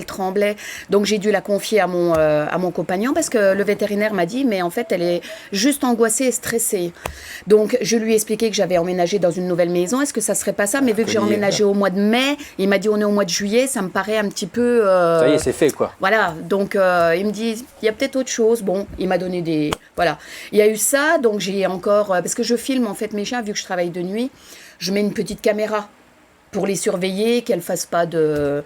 Et en fait, j'ai eu des... Il y a des apparitions sur cette caméra-là. Voilà, des apparitions, ouais. Donc finalement, j'ai arrêté de la mettre. Vous avez parlé d'un objet qui a bougé. Alors c'est celui du robot ou il y en a eu d'autres? Vous avez pu voir, vous, vraiment, visuellement, quelque chose bouger de vos propres yeux? Non, je n'ai rien vu bouger, mais on sort de la maison et on rentre, c'est impossible. Je veux dire, c'est troublant, quoi. C'est vraiment... à part une main humaine, pour moi, oui, parce que là, c'est physique. C'est incroyable, quoi. Donc on se dit que si c'est physique, donc ils peuvent nous faire du mal quand même. S'ils peuvent prendre un objet, puis le prendre, puis le mettre là, oui. Donc logiquement, là, c'est du paranormal, mais c'est du physique, donc ils peuvent nous toucher, quoi. Mais ça existe vraiment que des personnes ont témoigné de... Parce qu'on le voit dans les films d'horreur, c'est pour ça que je fais le lien. Qui ont témoigné de dire, j'ai vu le verre d'eau qui était sur la table filer, tomber ou bouger de quelques centimètres. À ma connaissance, moi non. D'accord. Mais on a fait une enquête chez Christelle et Mike, c'est ça? Oui, c'est Mike, il me semble. J'ai mis une caméra dans une pièce. Ouais. C'était vachement intéressant en fait, parce qu'en fait...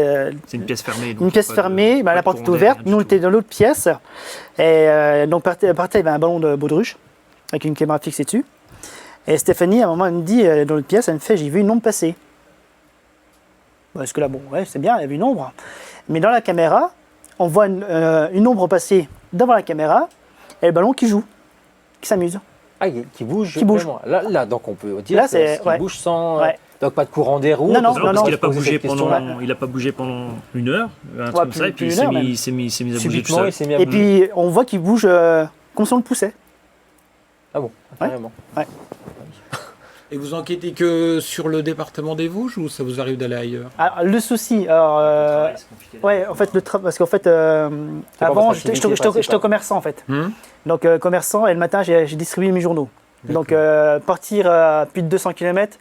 Après, il faut rentrer. Donc, ça fait 3h matin, 4h matin. Il y a les journaux. Après, il y a toute la journée le magasin. C'est une activité purement bénévole. Complètement. Vous ne gagnez rien dans cette affaire-là, quoi. Les gens, ils donnent ce qu'ils veulent. En fait, c'est pour une association. Oui, je leur ai dit, vous faites ce que vous voulez. Si vous voulez faire un don, vous faites un don. Nous, on demande juste les frais pour le gasoil. D'accord. Voilà. D'accord, oui, pour participer quand même un petit peu. D'accord, ok. Ouais. Alors vous avez un peu de matériel devant vous, voilà, pour qu'on essaye de comprendre un petit peu plus. À quoi ça sert tout ça? Je vois un appareil avec une antenne. On utilise tout ce genre d'appareil-là en particulier dans les enquêtes. Donc ça s'appelle un pod, tout simplement. Il y a une grande antenne. Alors peut-être l'élever un petit peu plus, qu'on puisse montrer aux téléspectateurs la caméra pour qu'on puisse voir un petit peu à quoi ça ressemble. Il suffit de l'allumer. Il se synchronise avec tout ce qui est autour. Et en fait, il suffit de s'approcher et il sonne.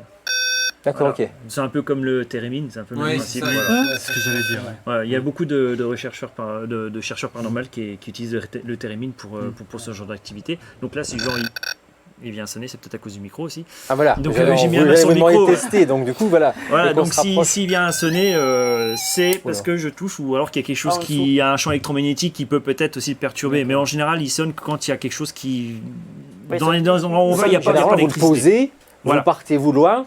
Exactement. Et ça veut dire que si quelqu'un vient devant, est-ce qu'on peut tester, ce qu'on peut voir sur le... Remettez-le peut-être en route et puis, je sais pas, je vais le mettre, on va le mettre là. Je sais pas si les caméras peuvent le filmer, alors, voilà. Bon, on va le laisser là au milieu, comme ça on va voir si on sait jamais. Il faut passer à combien de centimètres en gros pour que... Voilà, 3 cm, 4 cm. Ouais, il faut c'est très proche. Il faut vraiment être assez près pour qu'il fonctionne. On a aussi ce genre d'appareil qui s'appelle un K2. Donc alors il y a deux modèles. Moi j'ai le mien qui est gris. Et celui-là il fait pas de petits bruits. Celui-là il est noir, donc il fait des petits bruits en plus. C'est mieux parce que quand on a la tête à droite ou à gauche, au moins on voit ce qui se passe. Donc en fait c'est les électriciens qui utilisaient ce genre d'appareil. Ça détecte tout ce qui est fuite électrique dans les maisons. Et ça nous a bien servi pour une des premières enquêtes qu'on a fait chez Jessica. Oui, Jessica, voilà. En fait, ils avaient des problèmes, ils n'arrivaient pas à dormir et tout. Et avec cet appareil-là, on a détecté qu'ils avaient une grosse fuite électrique dans leur maison. Et quand il y a des personnes qui sont sensibles donc à l'électricité statique, eh ben, ils n'arrivent plus à dormir. Grâce à ça, donc, on a eu d'autres choses, bien entendu, avec une Kinect. On a utilisé une Kinect aussi. C'est ce qui est mis sur les consoles vidéo. Donc, on a utilisé ça voilà, sur la Xbox. Donc, et donc, on a relié ça sur l'ordinateur et on a filmé quelque chose de troublant un peu, entre guillemets, une petite... Voilà, bon, en fait, il clignote quand il y a un téléphone quand c'est près d'une onde ou un truc comme ça, il se met à clignoter. Ou quand... dans les enquêtes, on n'a pas de téléphone, bien entendu, donc, et on s'amuse à avancer comme ça. Et puis, si ça réagit des fois. Si ça réagit, j'ai une enquête où il a réagi, mais j'étais tout seul dans une chapelle. Franchement, j'étais fin heureux entre guillemets parce qu'il a réagi tout le long, quoi, en fait. D'accord. J'ai demandé ça à l'hôpital justement. Ah non, ça c'est une maison de retraite, je crois, si je dis pas de bêtises. Un EHPAD, ouais, c'est dans un EHPAD. Je me suis mis dans une église, enfin parce qu'il y a une petite chapelle à l'endroit là, voilà. Je me suis mis en haut, quoi, parce qu'il y a un balcon. Et puis pendant une demi-heure, 3/4 d'heure, j'ai parlé et j'ai eu des réactions, c'était terrible. Enfin, des bruits sur les murs avec mes questions et puis surtout l'appareil-là qui n'a pas arrêté de clignoter et puis de vibrer. Et le petit appareil-là, c'est une boîte à musique tout simplement. Une boîte à musique ? Ouais. Et il a fonctionné, je sais pas, mais il va faire que de bouger le truc. Faut que j'essaie. Voilà, dès qu'on passe devant. Une boîte à musique comme ça, j'avais pas vu. Alors on peut peut-être pivoter un petit peu pour montrer à la caméra la boîte à musique. La coucher, voilà, comme ça en avant, pour qu'on voit vraiment que c'est la petite boîte à musique comme si on avait quand on était petit avec la petite manivelle, hein, c'est ça. Là, il va tout le temps. Oui, c'est clair. Je pense à Annabelle. Oui, voilà, en fait, ça fait ça. Ouais. Elle va tout le temps tourner parce que je vise la table. Il y a un espèce de faisceau devant qu'on ne voit pas. Et ce faisceau, en fait, il faut le couper. Il va se couper. Et il faut le couper, et puis la boîte elle va se mettre à jouer toute seule. Bon, là c'est un peu compliqué. On est beaucoup là, il y a beaucoup de monde, donc ça veut dire que ça marche. Et ça a très bien il y a du monde sur le plateau. Dans une enquête, oui. Dans une enquête qu'on a fait dans une maison abandonnée dans une forêt. Et franchement, ça a fonctionné. Et même moi, j'étais sceptique au début. Et quand je l'ai vu fonctionner, j'ai fait d'accord, bon, c'est qu'il y avait vraiment quelque chose avec nous ce jour-là, quoi. C'est ça, après, il y a des personnes qui y croient et qui y croient pas, hein. C'est comme tout. Hein. Au début, il y avait une chauve-souris qui était passée, mais bon, ça après, elle est vite sortie. Mais après, il s'est mis à jouer tout seul pour une raison. Oui, il n'y avait pas forcément quelque chose. Non, du tout, non, du tout. Il n'y avait rien du tout à côté de nous. Il y avait Jérôme, peut-être des questions ? Oui, on est dans Cinémag, donc je me dis, voilà, le cinéma a donné beaucoup de visibilité aux phénomènes paranormaux en général, mais je me demande aussi si ça ne fait pas un peu de mal, justement, à des démarches comme les vôtres. Peut-être vous, lorsque vous faites appel à Tayeb, est-ce que vous craignez de ne pas être pris au sérieux ? Et vous, lorsque vous faites des démarches auprès des collectivités, est-ce que vous rencontrez des problèmes, des clichés aussi, qui sont véhiculés par le cinéma ? Est-ce qu'il y a des soucis de ce genre ? Pour ma part, oui, ça a été évident. Hein. Je veux dire, avant d'appeler Tayeb, c'est tellement compliqué de pouvoir faire croire aux gens que ça... Parce que déjà, nous, on a du mal à y croire. Enfin, moi, personnellement, je suis tellement terre à terre que je me dis, c'est pas possible... Enfin, ça n'existe pas. Et donc, effectivement, Tayeb me disait, arrêtez de vous justifier, parce que j'essayais toujours de me justifier pour qu'ils me croient, quoi. Parce que j'avais vraiment l'impression de passer pour une imbécile quelque part, parce qu'on va raconter ça aux gens, et on se dit, c'est pas... C'est ça, on a peur aussi de le raconter. On vit des choses fortes, et puis on se dit, on va pas nous prendre au sérieux. C'est ça. Mais mon entourage le vit aussi, donc je suis quand même un ça rassure. Voilà, ça rassure parce qu'ils le vivent quand ils sont en ma présence. Ça gratte au mur, ils vont l'entendre. Des petites choses comme ça. Un bol avec une cuillère qui va bouger dedans. Mon compagnon l'a vécu, quoi. Il s'est levé. Ah, donc vous avez vraiment vu quelque chose bouger quand même oui. Ah, voilà, ok. Parce qu'en fait, chaque endroit où je vais, j'ai l'impression que... Parce que là, en l'occurrence, j'étais pas à la maison, j'étais pas chez moi. Ah oui, donc j'étais chez mon compagnon. Donc, ça veut dire que ça vous suit tout le temps. Et c'était dans l'après-midi, un bol en inox. Et il s'est levé, il a secoué le bol tellement... Et puis bon, et c'est vrai que lui, il veut pas en entendre parler parce que il m'a, je veux dire, on est des gens respectables et puis c'est tellement, ça fait. Oui, c'est pas le genre de choses dont vous pouvez parler à tout le monde et n'importe qui. Exactement, c'est ça. Mais ça libère tellement. Pardon, mais c'est quand même vrai. En tout cas, merci d'être là pour en parler, parce que je pense que l'exercice n'est pas simple non plus. Non. On a un peu pris par le temps, c'est vrai que c'est passionnant, on pourra en parler encore longuement. On voulait faire un peu plus de liens. On va juste refermer la parenthèse, mais rapidement, sur moi, mon film culte à moi et celui qui me fait vraiment le plus peur, parce que moi je trouve que ça fonctionne et ça marche, c'est L'Exorciste de William Friedkin. Et votre avis justement sur ce film-là, parce que c'est pareil, c'est tiré d'une histoire vraie, hein, c'est un roman à la base.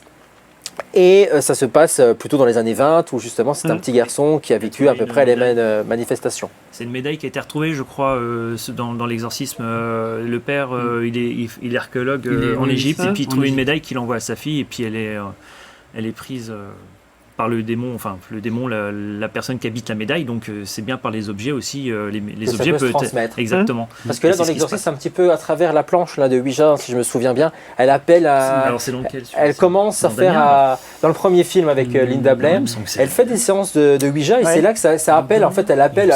C'est un jeu pour elle s'amuse à faire ça sans forcément y croire. Et il y a les premières manifestations qui apparaissent justement après ça. Alors, c'est écrit comme ça hein, dans le film. Dans la vraie histoire, c'était peut-être pas comme ça, mais parce qu'il y a un lien avec un démon qui aurait été retrouvé dans le désert en Afrique, je crois, au Moyen-Orient. Il me semblait qu'il y avait une médaille que la fille elle recevait de son père. Ou alors je confonds avec un autre. Oui, il y a la médaille aussi, hein, bien sûr. Ah, il y a la médaille aussi. Il y a la médaille aussi. Ah oui, je suis pas fou. Mais c'est vrai que voilà, on commence à rentrer. Enfin, moi, ça m'a marqué. C'est avec la planche m'a marqué dans ce film. En fait, il y a la suite du film qui est sorti en série. Et ça reprend 20 ans après. Oui. Et c'est vraiment génial. Ouais, mais là, ça veut du coup, je pense qu'ils ont en fait, elle utilise la planche de Ouija pour rentrer en contact avec la personne. Et elle retombe carrément sur la même personne qui l'avait hantée il y a 20 ans, quoi. Et ça, vous en avez déjà entendu parler? Est-ce que vous avez... j'imagine que vous n'êtes pas forcément rentré en contact avec ce genre de possession de d'âmes, parce qu'on parle de manifestations autour de nous. Mais bon, on apprend bien que c'est possible que les personnes soient possédées. Ça vous est déjà arrivé? Non, jamais. Après, faire des communications avec des mauvaises entités, si on l'a déjà fait, la petite Raon, rappelle-toi. Petite Raon. C'est toujours, mais c'est toujours avec des faits, quoi. Mais c'est jamais à travers une personne en chair et en os réelle qui se manifeste. Il parle pas. Non, jamais. Ça j'ai jamais vu ça. Indirectement, on va dire si. Donc ça, c'était l'enquête de chez Marie. La première fois que je fais l'écriture automatique, en fait. Ah oui. Et là, c'est vrai que c'était vraiment très, très intéressant quand j'ai vu les vidéos. En fait, je suis parti en transe. Moi, je me dis en transe, je me comprends. J'étais là, mais j'étais plus là. En fait, j'écrivais. Et sur la vidéo, en fait, on avait le K2 qui était là. Il n'arrêtait pas de s'animer. À chaque fois, j'écrivais, quasiment en permanence. Et puis les boules blanches. Après, il y a la poussière et les orbes. C'est très compliqué à faire la différence, mais la manière que ça flotte, et puis en fait, c'est tout le long de la séance de communication, donc à travers du stylo, on n'avait que ça, que les boules blanches. D'accord, ok. Les boules d'énergie qui volaient autour de moi, en fait. Et vous avez trouvé une explication ou pas du tout? Non, bah non. Non, pas forcément. Non, je pense que c'était Marie, c'était la dame qui était là pour. D'accord, qui peut se manifester à travers ces. Voilà, parce qu'en fait, elle disait à travers les messages, en fait, elle disait qu'elle voulait partir. Donc c'est là qu'on est retourné avec Stéphanie et puis avec Cédric. On avait pris le K2 surtout. Et donc Stéphanie, elle l'a fait partir. Et le K2, il s'est affolé. Après, plus rien du tout. C'est incroyable. Ouais. Est-ce que vous avez déjà été confronté à des phénomènes paranormaux violents? Parce que souvent au cinéma, ça se termine toujours dans la violence. C'est très intense. Non, jamais. Bon, c'est bien. À part tant mieux. À part comme au Struthof, c'est pas un truc violent, mais c'est un petit coup de pied dans la caméra, quoi. Deux coups. Ouais. Mais c'était pas pas méchant. C'est pas violent du tout. Non, on n'a jamais eu de méchant. Pas de blessures, des choses comme ça. Rien du tout. Non. À mes connaissances. Sinon, vous auriez peut-être arrêté depuis. Après, oui et non, parce que ça fait un petit moment qu'on le fait, donc après, je pense que si, on sera peut-être refroidi à un mois ou deux, mais après, c'est tellement intéressant de communiquer à travers de la planche Ouija avec des entités, des fois très intéressant aussi. Des fois, on communique pendant 2 heures, 3 heures, on se rend même pas compte. Le coup du Struthof, on a discuté 2 heures, 3 heures de temps avec un couple. Avec un couple, qui s'était rencontré au camp. Quand je dis au Struthof, je dis c'est pas dans le camp, c'est au-dessus. Parce qu'au Struthof, on n'a pas le droit. C'est ce que j'allais dire. C'est au-dessus, c'est la caserne au-dessus. Il y a un bunker, il y a 2-3 bunkers qui restent à l'endroit là, et on est entré en contact avec un couple. D'accord. C'est un Français et puis une Polonaise. En tout cas, je vais inviter tous nos téléspectateurs à qui ça passionne et qu'on a envie d'en savoir plus, d'aller sur votre chaîne YouTube et votre page Facebook. Je rappelle le nom de votre association, c'est Vosges Investigation Recherche Paranormale. En tout cas, merci Taïeb, merci Cédric et merci Patricia d'être venus témoigner ce soir en cette soirée d'Halloween sur le plateau de Cinémag. On aurait voulu en parler beaucoup plus, on avait beaucoup plus de films qu'on voulait justement argumenter avec vous, mais on est pris par le temps. On va se retrouver dans quelques secondes pour la troisième et dernière partie de cette soirée exceptionnelle sur Vosges Télévisions. Restez avec nous.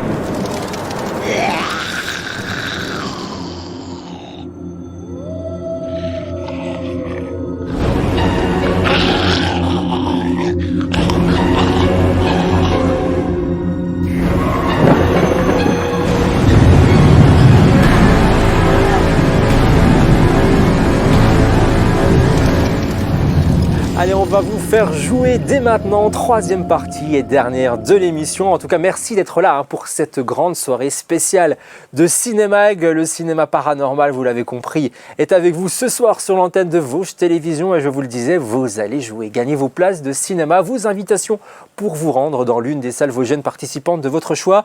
Et ce soir, c'est exceptionnel, soirée exceptionnelle bien sûr. On ne vous fait pas gagner 2 places comme d'habitude, vous allez avoir 3 invitations pour 2 personnes. Et va falloir deviner quel est ce film masqué, crypté, comme toujours dans l'émission Cinémag. Le mardi soir, on s'amuse déjà à vous faire gagner des invitations.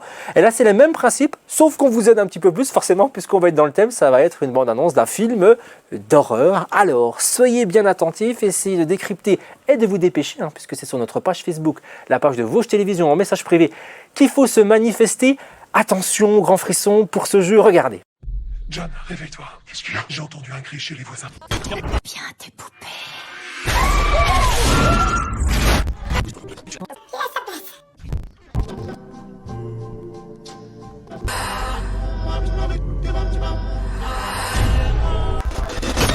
choses que je ne peux pas expliquer. Les démons peuvent s'attacher à des objets.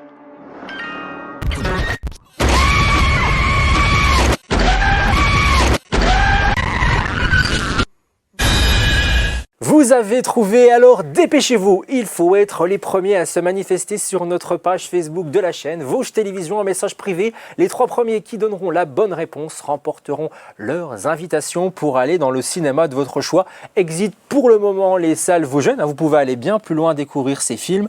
Venom ou Eiffel, toujours à l'affiche. Voilà, ça c'est le cadeau qu'on a envie de vous faire pour cette soirée d'Halloween. Et nous, on continue dès maintenant le programme, toujours en compagnie de Jérôme et de Benoît. Voilà, on est de retour ensemble et on va parler dès maintenant plutôt des films d'aujourd'hui et ceux de demain. On va commencer donc avec une saga qui fait son retour au cinéma, puisque le deuxième volet d'Halloween, puisque c'est une trilogie, fait son retour depuis 2018 dans les salles, avec le retour de Jamie Lee Curtis dans le rôle de Laurie Strode. Vous avez reconnu Halloween, bien entendu. On en a parlé tout à l'heure avec John Carpenter, qui avait réalisé le premier film. En première partie d'émission, on a parlé du premier volet. Il y a eu plusieurs suites et on arrive justement sur cette saga Halloween. Alors c'est sûr, j'ai envie de vous poser la question dès maintenant. On va revenir sur Halloween, mais sur ces suites, sur ces remakes de films d'horreur cultes. Là, on parle de l'Exorciste qui va revenir pour une nouvelle trilogie, justement dans la même lignée que les Halloween. Est-ce que vous trouvez ça bien pour la nouvelle génération, parce que c'est une autre ambiance, on n'est pas habitué à ces films des années 70, ou pour vous c'est sacrilège et justement on ne devrait pas y toucher, on devrait justement faire découvrir ces films-là comme ils sont dans leur jus, malgré qu'ils ont peut-être un petit peu vieilli. Je ne sais pas, Benoît, Jérôme, qui veut commencer ? Bon, les suites, de toute façon, ça fait partie de la culture du cinéma d'horreur. Les plus grands slashers, par exemple, que ce soit Jason, Freddy, Massacre à la tronçonneuse ou Vendredi 13, ils comptent quasiment tous au moins une dizaine de films. Alors, très peu qui sont bons, on va pas se mentir. mais voilà, ça fait partie du truc. Après, les remakes, ça dépend, en fait. Il y a des bons remakes, on l'a dit tout à l'heure. Massacre à la tronçonneuse a eu un excellent remake. C'est un peu l'exception qui confirme la règle. Mais on ne sait jamais. Il y a un bon matériau à exploiter. Il y a peut-être... Moi, je ne suis pas contre l'idée de remake. Je suis souvent déçu, mais je ne suis pas contre l'idée du remake. C'est bien tout le problème du remake. C'est que souvent, on essaye de recapitaliser un petit peu sur un succès d'antan. On se dit, on va toucher peut-être le spectateur qui a aimé le précédent film, celui sorti dans les années 70-80, et puis en même temps toucher une nouvelle génération. Donc il y a quand même vraiment un projet commercial souvent derrière tout ça. Et souvent, commercial ne rime pas pas forcément avec qualité et travail d'auteur. Donc, en toute logique, on est rarement malheureusement satisfait. Mais voilà, ça arrive qu'il y ait des bonnes surprises. Elles sont trop rares pour qu'on ait envie, ma foi, de s'y frotter des fois. Ouais, de dire on revient, quoi. Moi, j'ai adoré le premier Halloween. Les peu d'échos, bon, tu vas nous en parler, mais les peu d'échos que j'ai eu sur le dernier ne donnent absolument pas envie d'y aller. Alors sur lui qui vient de sortir en salle, puisque depuis le 20 octobre dernier, on a le second, la suite directe du premier Halloween. Alors pas celui de John Carpenter de 1978, parce qu'on s'y perd avec tout ça. Si, quand même un petit peu. Oui, c'est vrai, t'as raison, parce que c'est la suite du premier film, puisqu'on oublie totalement la saga ensuite, l'Halloween 2, plus après, même le 3 qui n'avait rien à voir du tout avec la Michael Myers, ça c'est déjà ça. Je veux dire, on fait des films avec le titre juste pour attirer des gens au cinéma en se disant tiens, c'est Halloween 3, j'ai bien aimé les deux premiers, j'y vais. Puis finalement, on vous raconte totalement autre chose, il n'y a même plus le tueur en série des deux premiers films, on comprend pas. Et là, il revient pour le quatrième film avec totalement une autre histoire. On a perdu Laurie Strode en route. Et là, voici de retour après le 4, le 5, le 6 pour un 7e film, Halloween 20 ans après. Et ensuite pour Halloween Résurrection. Et là, on nous perd, mais on dit on efface tout, on garde le premier film et on recommence une nouvelle histoire. Donc on n'a pas un peu l'impression de soit se moquer du spectateur, soit se dire on nous tourne un peu en bourrique parce qu'on fait des films pour finalement tout supprimer puis recommencer. C'est ça, c'est un peu, c'est une tendance plus ou moins récente effectivement de dire voilà, il y a déjà eu plein de suites, on oublie ces suites et la vraie suite directe c'est nous en fait. La saga Terminator a fait ça il n'y a pas longtemps. Exactement. Terminator qui est aussi un grand héritier du premier Halloween, qui en reprend tous les codes dans le premier Terminator. Bref, mais oui, il y a une facilité. Il y a une facilité effectivement de dire oui, on fait comme s'il n'y avait rien eu, puis c'est nous la vraie suite. Il y avait en plus une promesse en 2018 avec le nouveau Halloween qui était donc la suite directe du tout premier Halloween de 78, de dire eh bien voilà, on revient aux sources, on revient au style de Carpenter, ce qui selon moi était complètement faux. Mais bon, là, effectivement, il est question maintenant d'une nouvelle trilogie. Donc, il y a eu Halloween en 2018, qui était la suite du premier. Maintenant, Halloween Kills. Et bientôt, théoriquement, Halloween Ends. Voilà. Alors, on est au milieu de la trilogie. Qu'est-ce que ça donne? Pour moi, c'est catastrophique. Je suis probablement aussi trop fan du premier Halloween. En fait, je trouve que ça n'a plus rien à voir avec l'esprit de John Carpenter. Certes, il est producteur. Certes, il est à la musique. Mais à part ça, et il y a plein de clins d'œil pour les fans. C'est ce que j'allais dire. Le premier film, justement, ils ont essayé d'être fidèles. Alors, avec le générique, c'est peut-être bête, c'est rien. Mais le générique, on repart sur la même lignée avec cette musique. Et il y a plein de petits codes et plein de références justement au premier Halloween. Alors dans Halloween Kills également, ils font revenir des personnages du tout premier film. Certains, c'est même les acteurs originaux qui reviennent. Il y a même une petite référence au fameux Halloween 3 que tu disais, celui qui n'avait rien à voir. Mais, carrément, ils en font. Ah, oui, oui, il y a une référence au masque qu'on pouvait voir dans ce film-là. Bref, voilà, il y a des clins d'œil. Mais à part ça, l'ambiance, on n'y est pas du tout. L'histoire, c'est juste n'importe quoi. C'est juste des gens stupides qui font des choses stupides et donc qui meurent de façon stupide. C'est ça, c'est plutôt la charcuterie. C'est gratuit, gratuite. Voilà. On compense en fait par la brutalité, par le sanglant, le talent qu'on n'a pas pour construire une ambiance et pour rendre hommage à ce qui faisait le succès du premier. Est-ce qu'on n'a pas l'impression que ce deuxième film est là pour combler un trou en attendant la fin qu'on aurait pu avoir tout de suite en disant on le fait sur 2 films et terminé. En fait, c'est juste une transition. Exactement. Et un divertissement pur pour ceux qui aiment. Parce qu'il y a certaines personnes qui pourraient dire, c'est vrai, dans les films d'horreur, il n'y a pas tellement de meurtres, il y a 2-3 meurtres et ça s'arrête là. Mais là, j'ai l'impression qu'ils ont fait un film juste pour faire plaisir à ce genre de spectateurs où on va tuer pour tuer. C'est ça, c'est gratuit et ça n'apporte pas grand-chose. Il y avait parmi les bonnes idées du film de 2018, il y avait quand même l'idée de jouer sur les 3 générations, c'est-à-dire Laurie Strode qui est maintenant la grand-mère, et puis sa fille qui a eu une enfance difficile à cause de ce qui est arrivé à sa mère, et maintenant la petite fille aussi qui, elle, découvre un petit peu tout ça. Elles étaient au cœur du film de 2018, elles sont toujours présentes dans cette suite directe, mais elles ne servent à rien. Mais rien, oui, c'est vraiment. Ça. Ils auraient pu construire et puis creuser les personnages, et malheureusement, c'est loupé. En fait, elles font de la figuration, et du coup, le nouveau film, là, Halloween Kills, réintroduit d'autres personnages, juste pour gagner du temps, et nous proposer une transition vers un 3e film. Mais du coup... Enfin, moi, je me rends compte, en fait, je vois qu'on se moque de moi et je vois que c'est juste une transition pour dire, attendez, en fait, la vraie conclusion, elle sera dans le 3e film. Et surtout pour faire un peu plus de dollars, hein, parce que j'imagine que c'est vraiment pour ça qu'ils ont refait, c'est bankable à Halloween. Ils auraient pu faire un très bon film, un dernier très bon film. Et conclure et terminer. Tout à l'heure, je veux dire, après, c'est pas ce genre de démarche n'est pas propre au cinéma d'horreur. On a la même chose dans le cinéma de super-héros, on a la même chose dans le cinéma fantastique, avec les Star Wars, on ne sait plus où on en est. Donc c'est vraiment, on est dans le business, on est dans l'industrie du spectacle, donc soit on accepte et puis on va voir des films quitte à voir n'importe quoi comme c'est le cas là, ou soit on se dit ben non, ça sera sans moi, et puis alors la question c'est est-ce que tu iras voir le prochain? Je pense qu'il faut conclure quand même. Il faut conclure. Et c'est le problème. Parce que finalement, il est là. Les gens, ils y vont parce qu'on est fan de la saga. On aime Michael Myers. On y va quand même.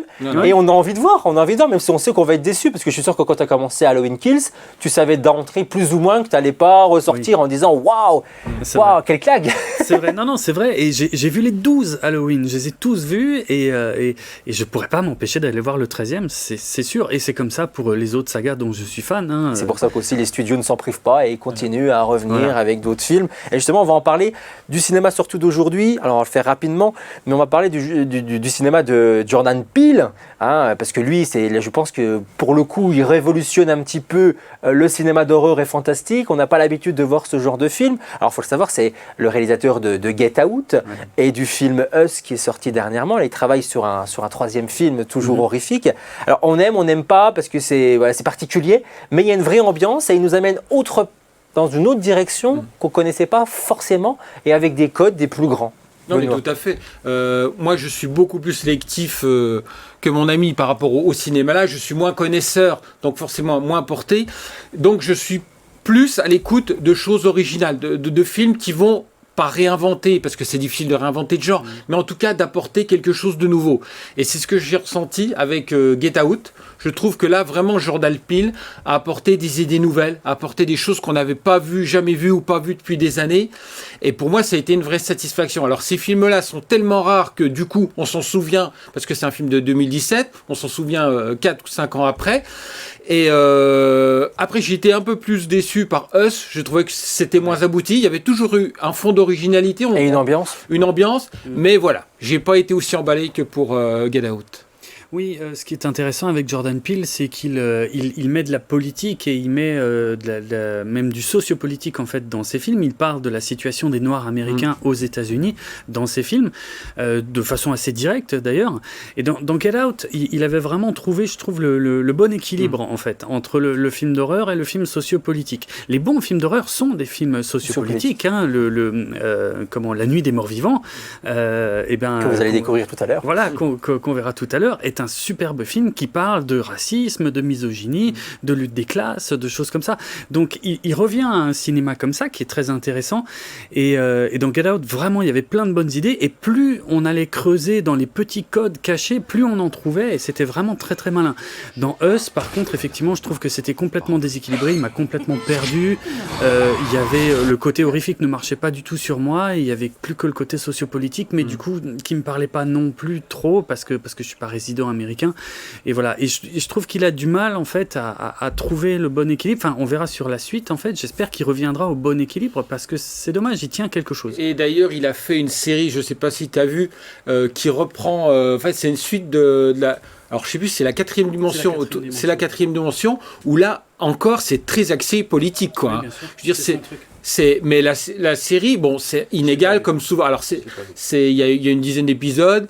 Comme souvent les séries à épisodes, c'est une histoire par épisode. Donc c'est un peu inégal, mais il y a de très bonnes choses. Moi j'ai eu beaucoup de plaisir à regarder cette série-là, mais comme tu disais, il est dans une démarche politique, quoi.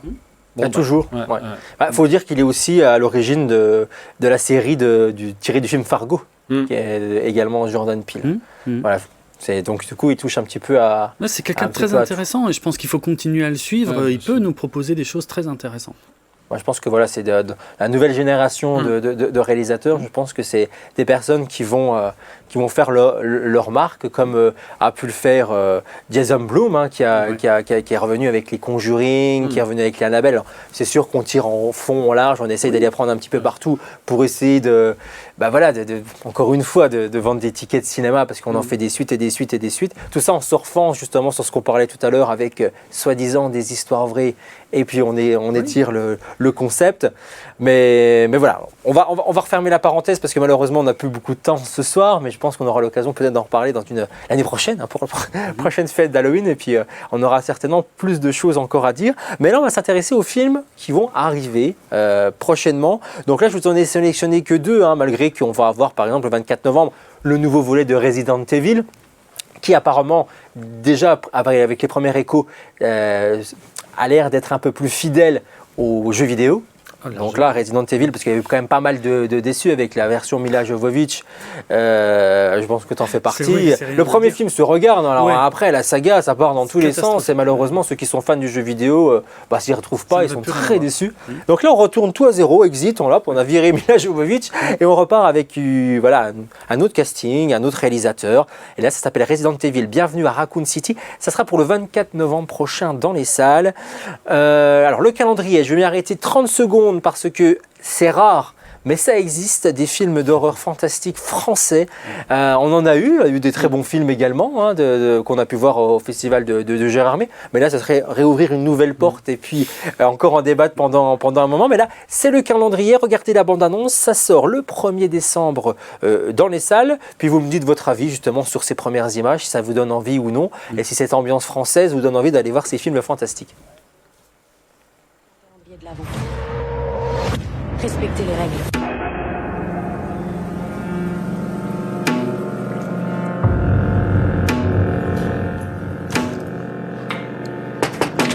Surprise!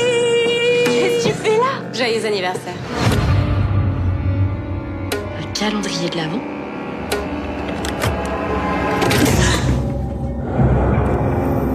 Respecte toutes les règles jusqu'à l'ouverture de la dernière fenêtre, sinon je te tue.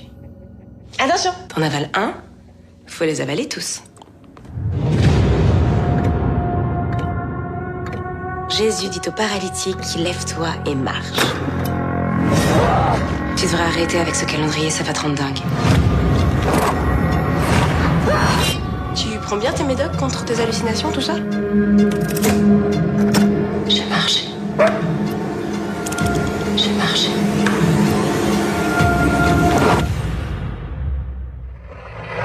Bon anniversaire. Tu devrais arrêter d'avaler toutes ces saloperies là. Ton calendrier va exiger d'autres sacrifices.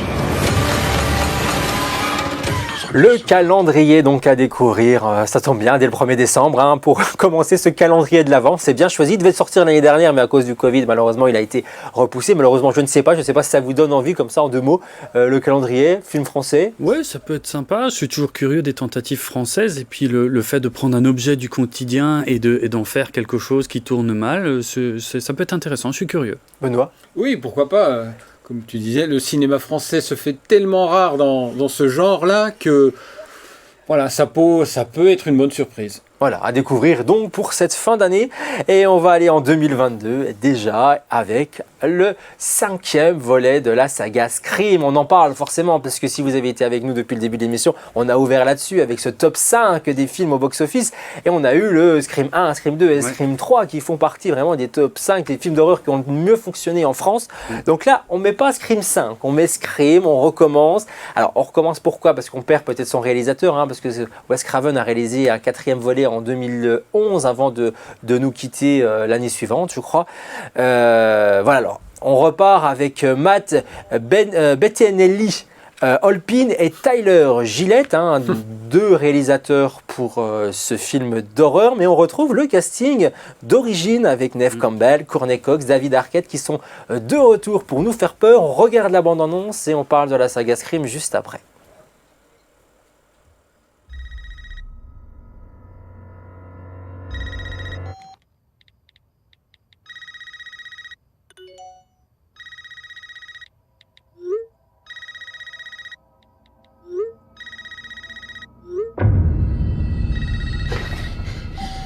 C'est pas drôle, Amber. Ça te dirait de jouer à un jeu, Tara?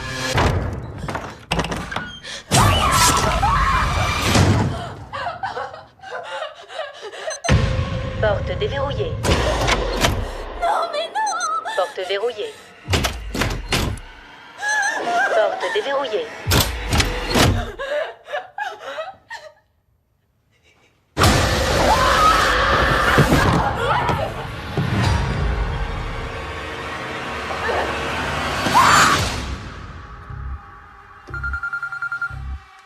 Allô?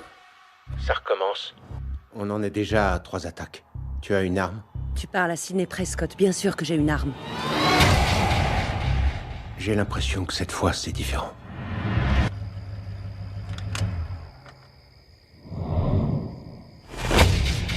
Samantha, je sais qui vous êtes. Je suis passée par là. Encore et encore. Ce sera ta vie à partir de maintenant. Parce que qui que ce soit, il va pas te lâcher. T'es prête? Pour ça? Jamais. Non, arrêtez! Attendez! Il y a certaines règles pour survivre. Il s'en est pris uniquement à des gens liés au premier tueur. Scream tout court sortira en 2022, vous avez vu la bande-annonce, alors est-ce que ça donne envie ou non? Est-ce qu'on va repartir sur quelque chose de nouveau?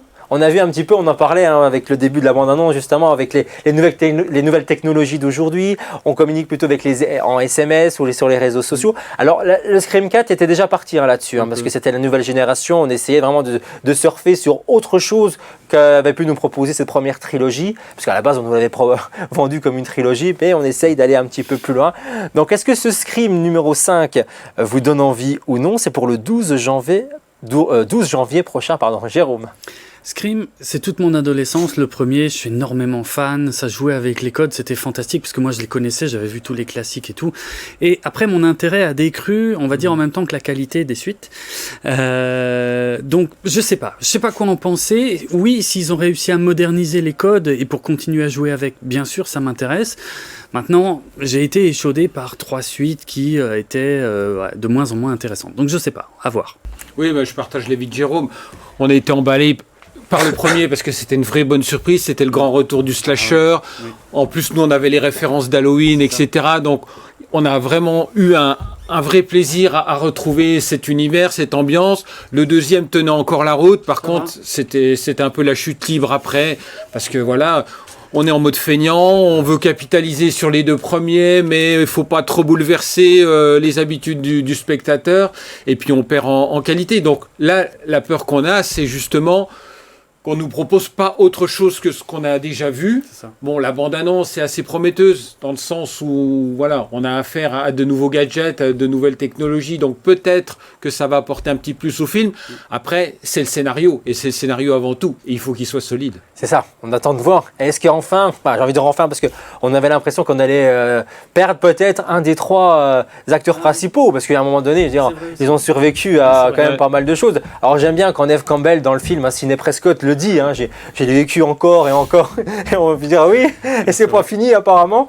Est-ce que ça vous gêne aussi en disant ils essaient de les garder parce que justement c'est ce qui est bankable, on aime les retrouver, tout ça.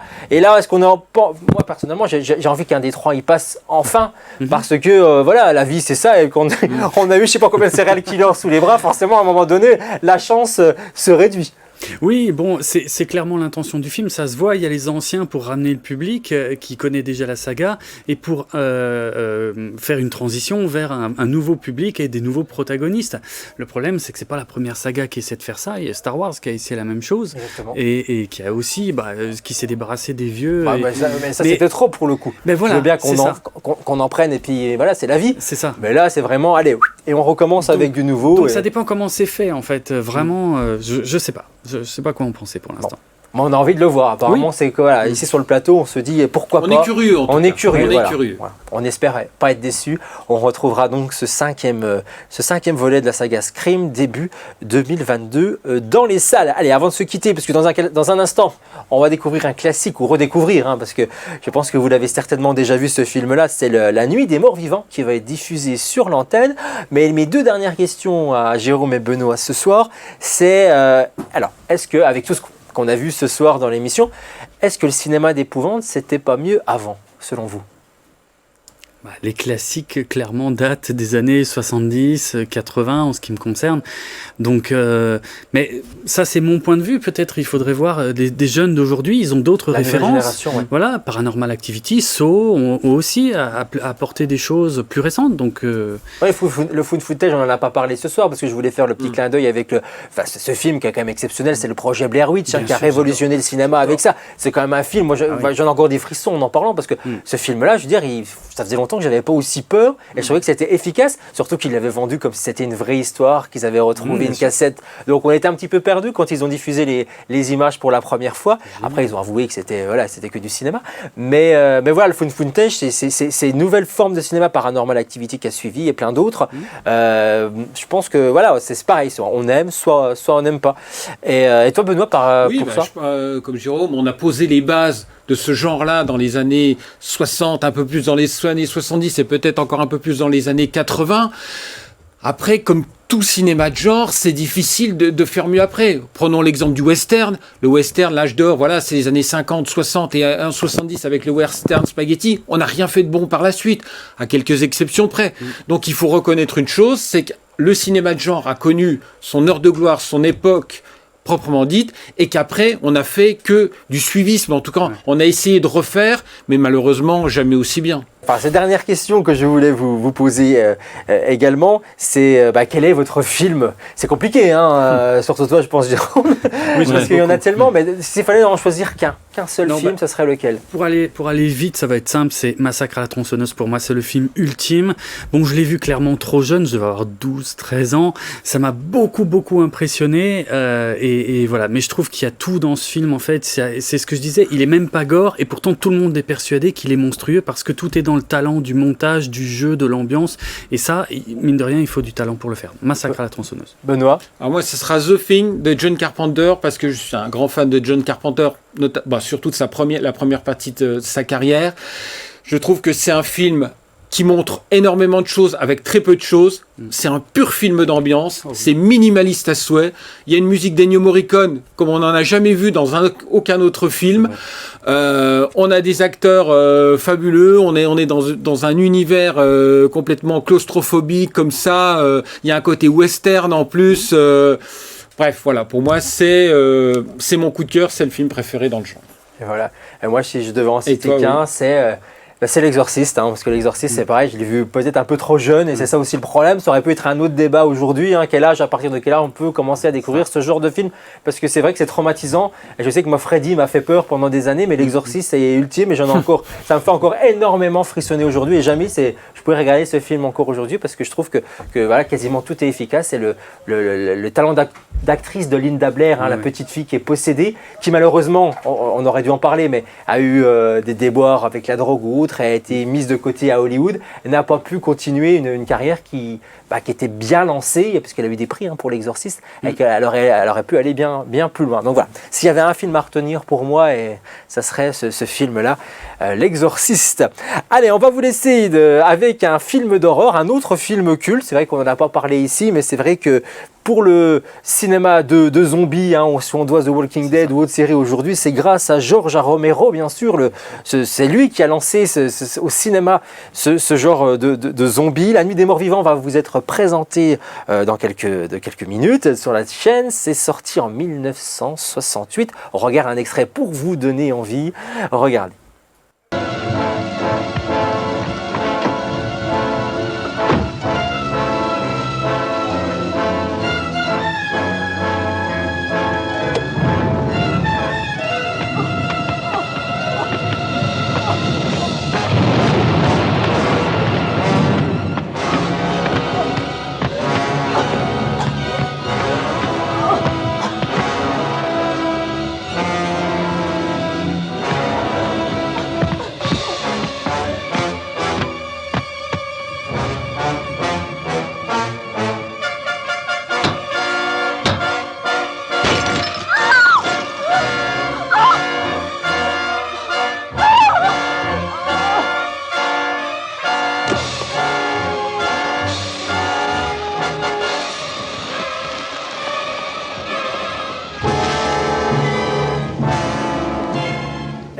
vous allez frissonner dans quelques instants avec ce grand classique du cinéma d'horreur. Et puis c'est ça qui a lancé plein d'autres films sur le zombie. Et ça, il y en a eu plein. Alors ça, c'est clair dans tous les sens. Ah, ils ont bien changé, ils ont bien évolué avec le temps. Cool. Quand on voit les effets spéciaux aujourd'hui sur les films de zombies et quand on peut voir le film. Mais franchement, c'est une force d'arriver à nous faire peur avec ces zombies comme ça. Parce que franchement, le film fonctionne. Et si vous ne l'avez jamais vu, on vous le conseille puisqu'il commence dans quelques instants sur l'antenne de Vosges Télévisions. Merci Jérôme, merci Benoît d'avoir été avec moi pour cette grande soirée d'Halloween. Ça m'a fait bien plaisir. Je pense qu'on a été complet. On a pu surfer un petit peu surtout ces grands classiques. On se retrouve pour un Cinémag dit lambda dans une dizaine de jours avec plein de nouveautés. Brigitte, Jean-Luc, Cécile, Jérôme et Benoît seront certainement autour de la table. En tout cas, je vous souhaite de passer une excellente soirée. Bonne continuation et bon frisson d'Halloween à tous. Et nous, on se dit à très vite. Ciao!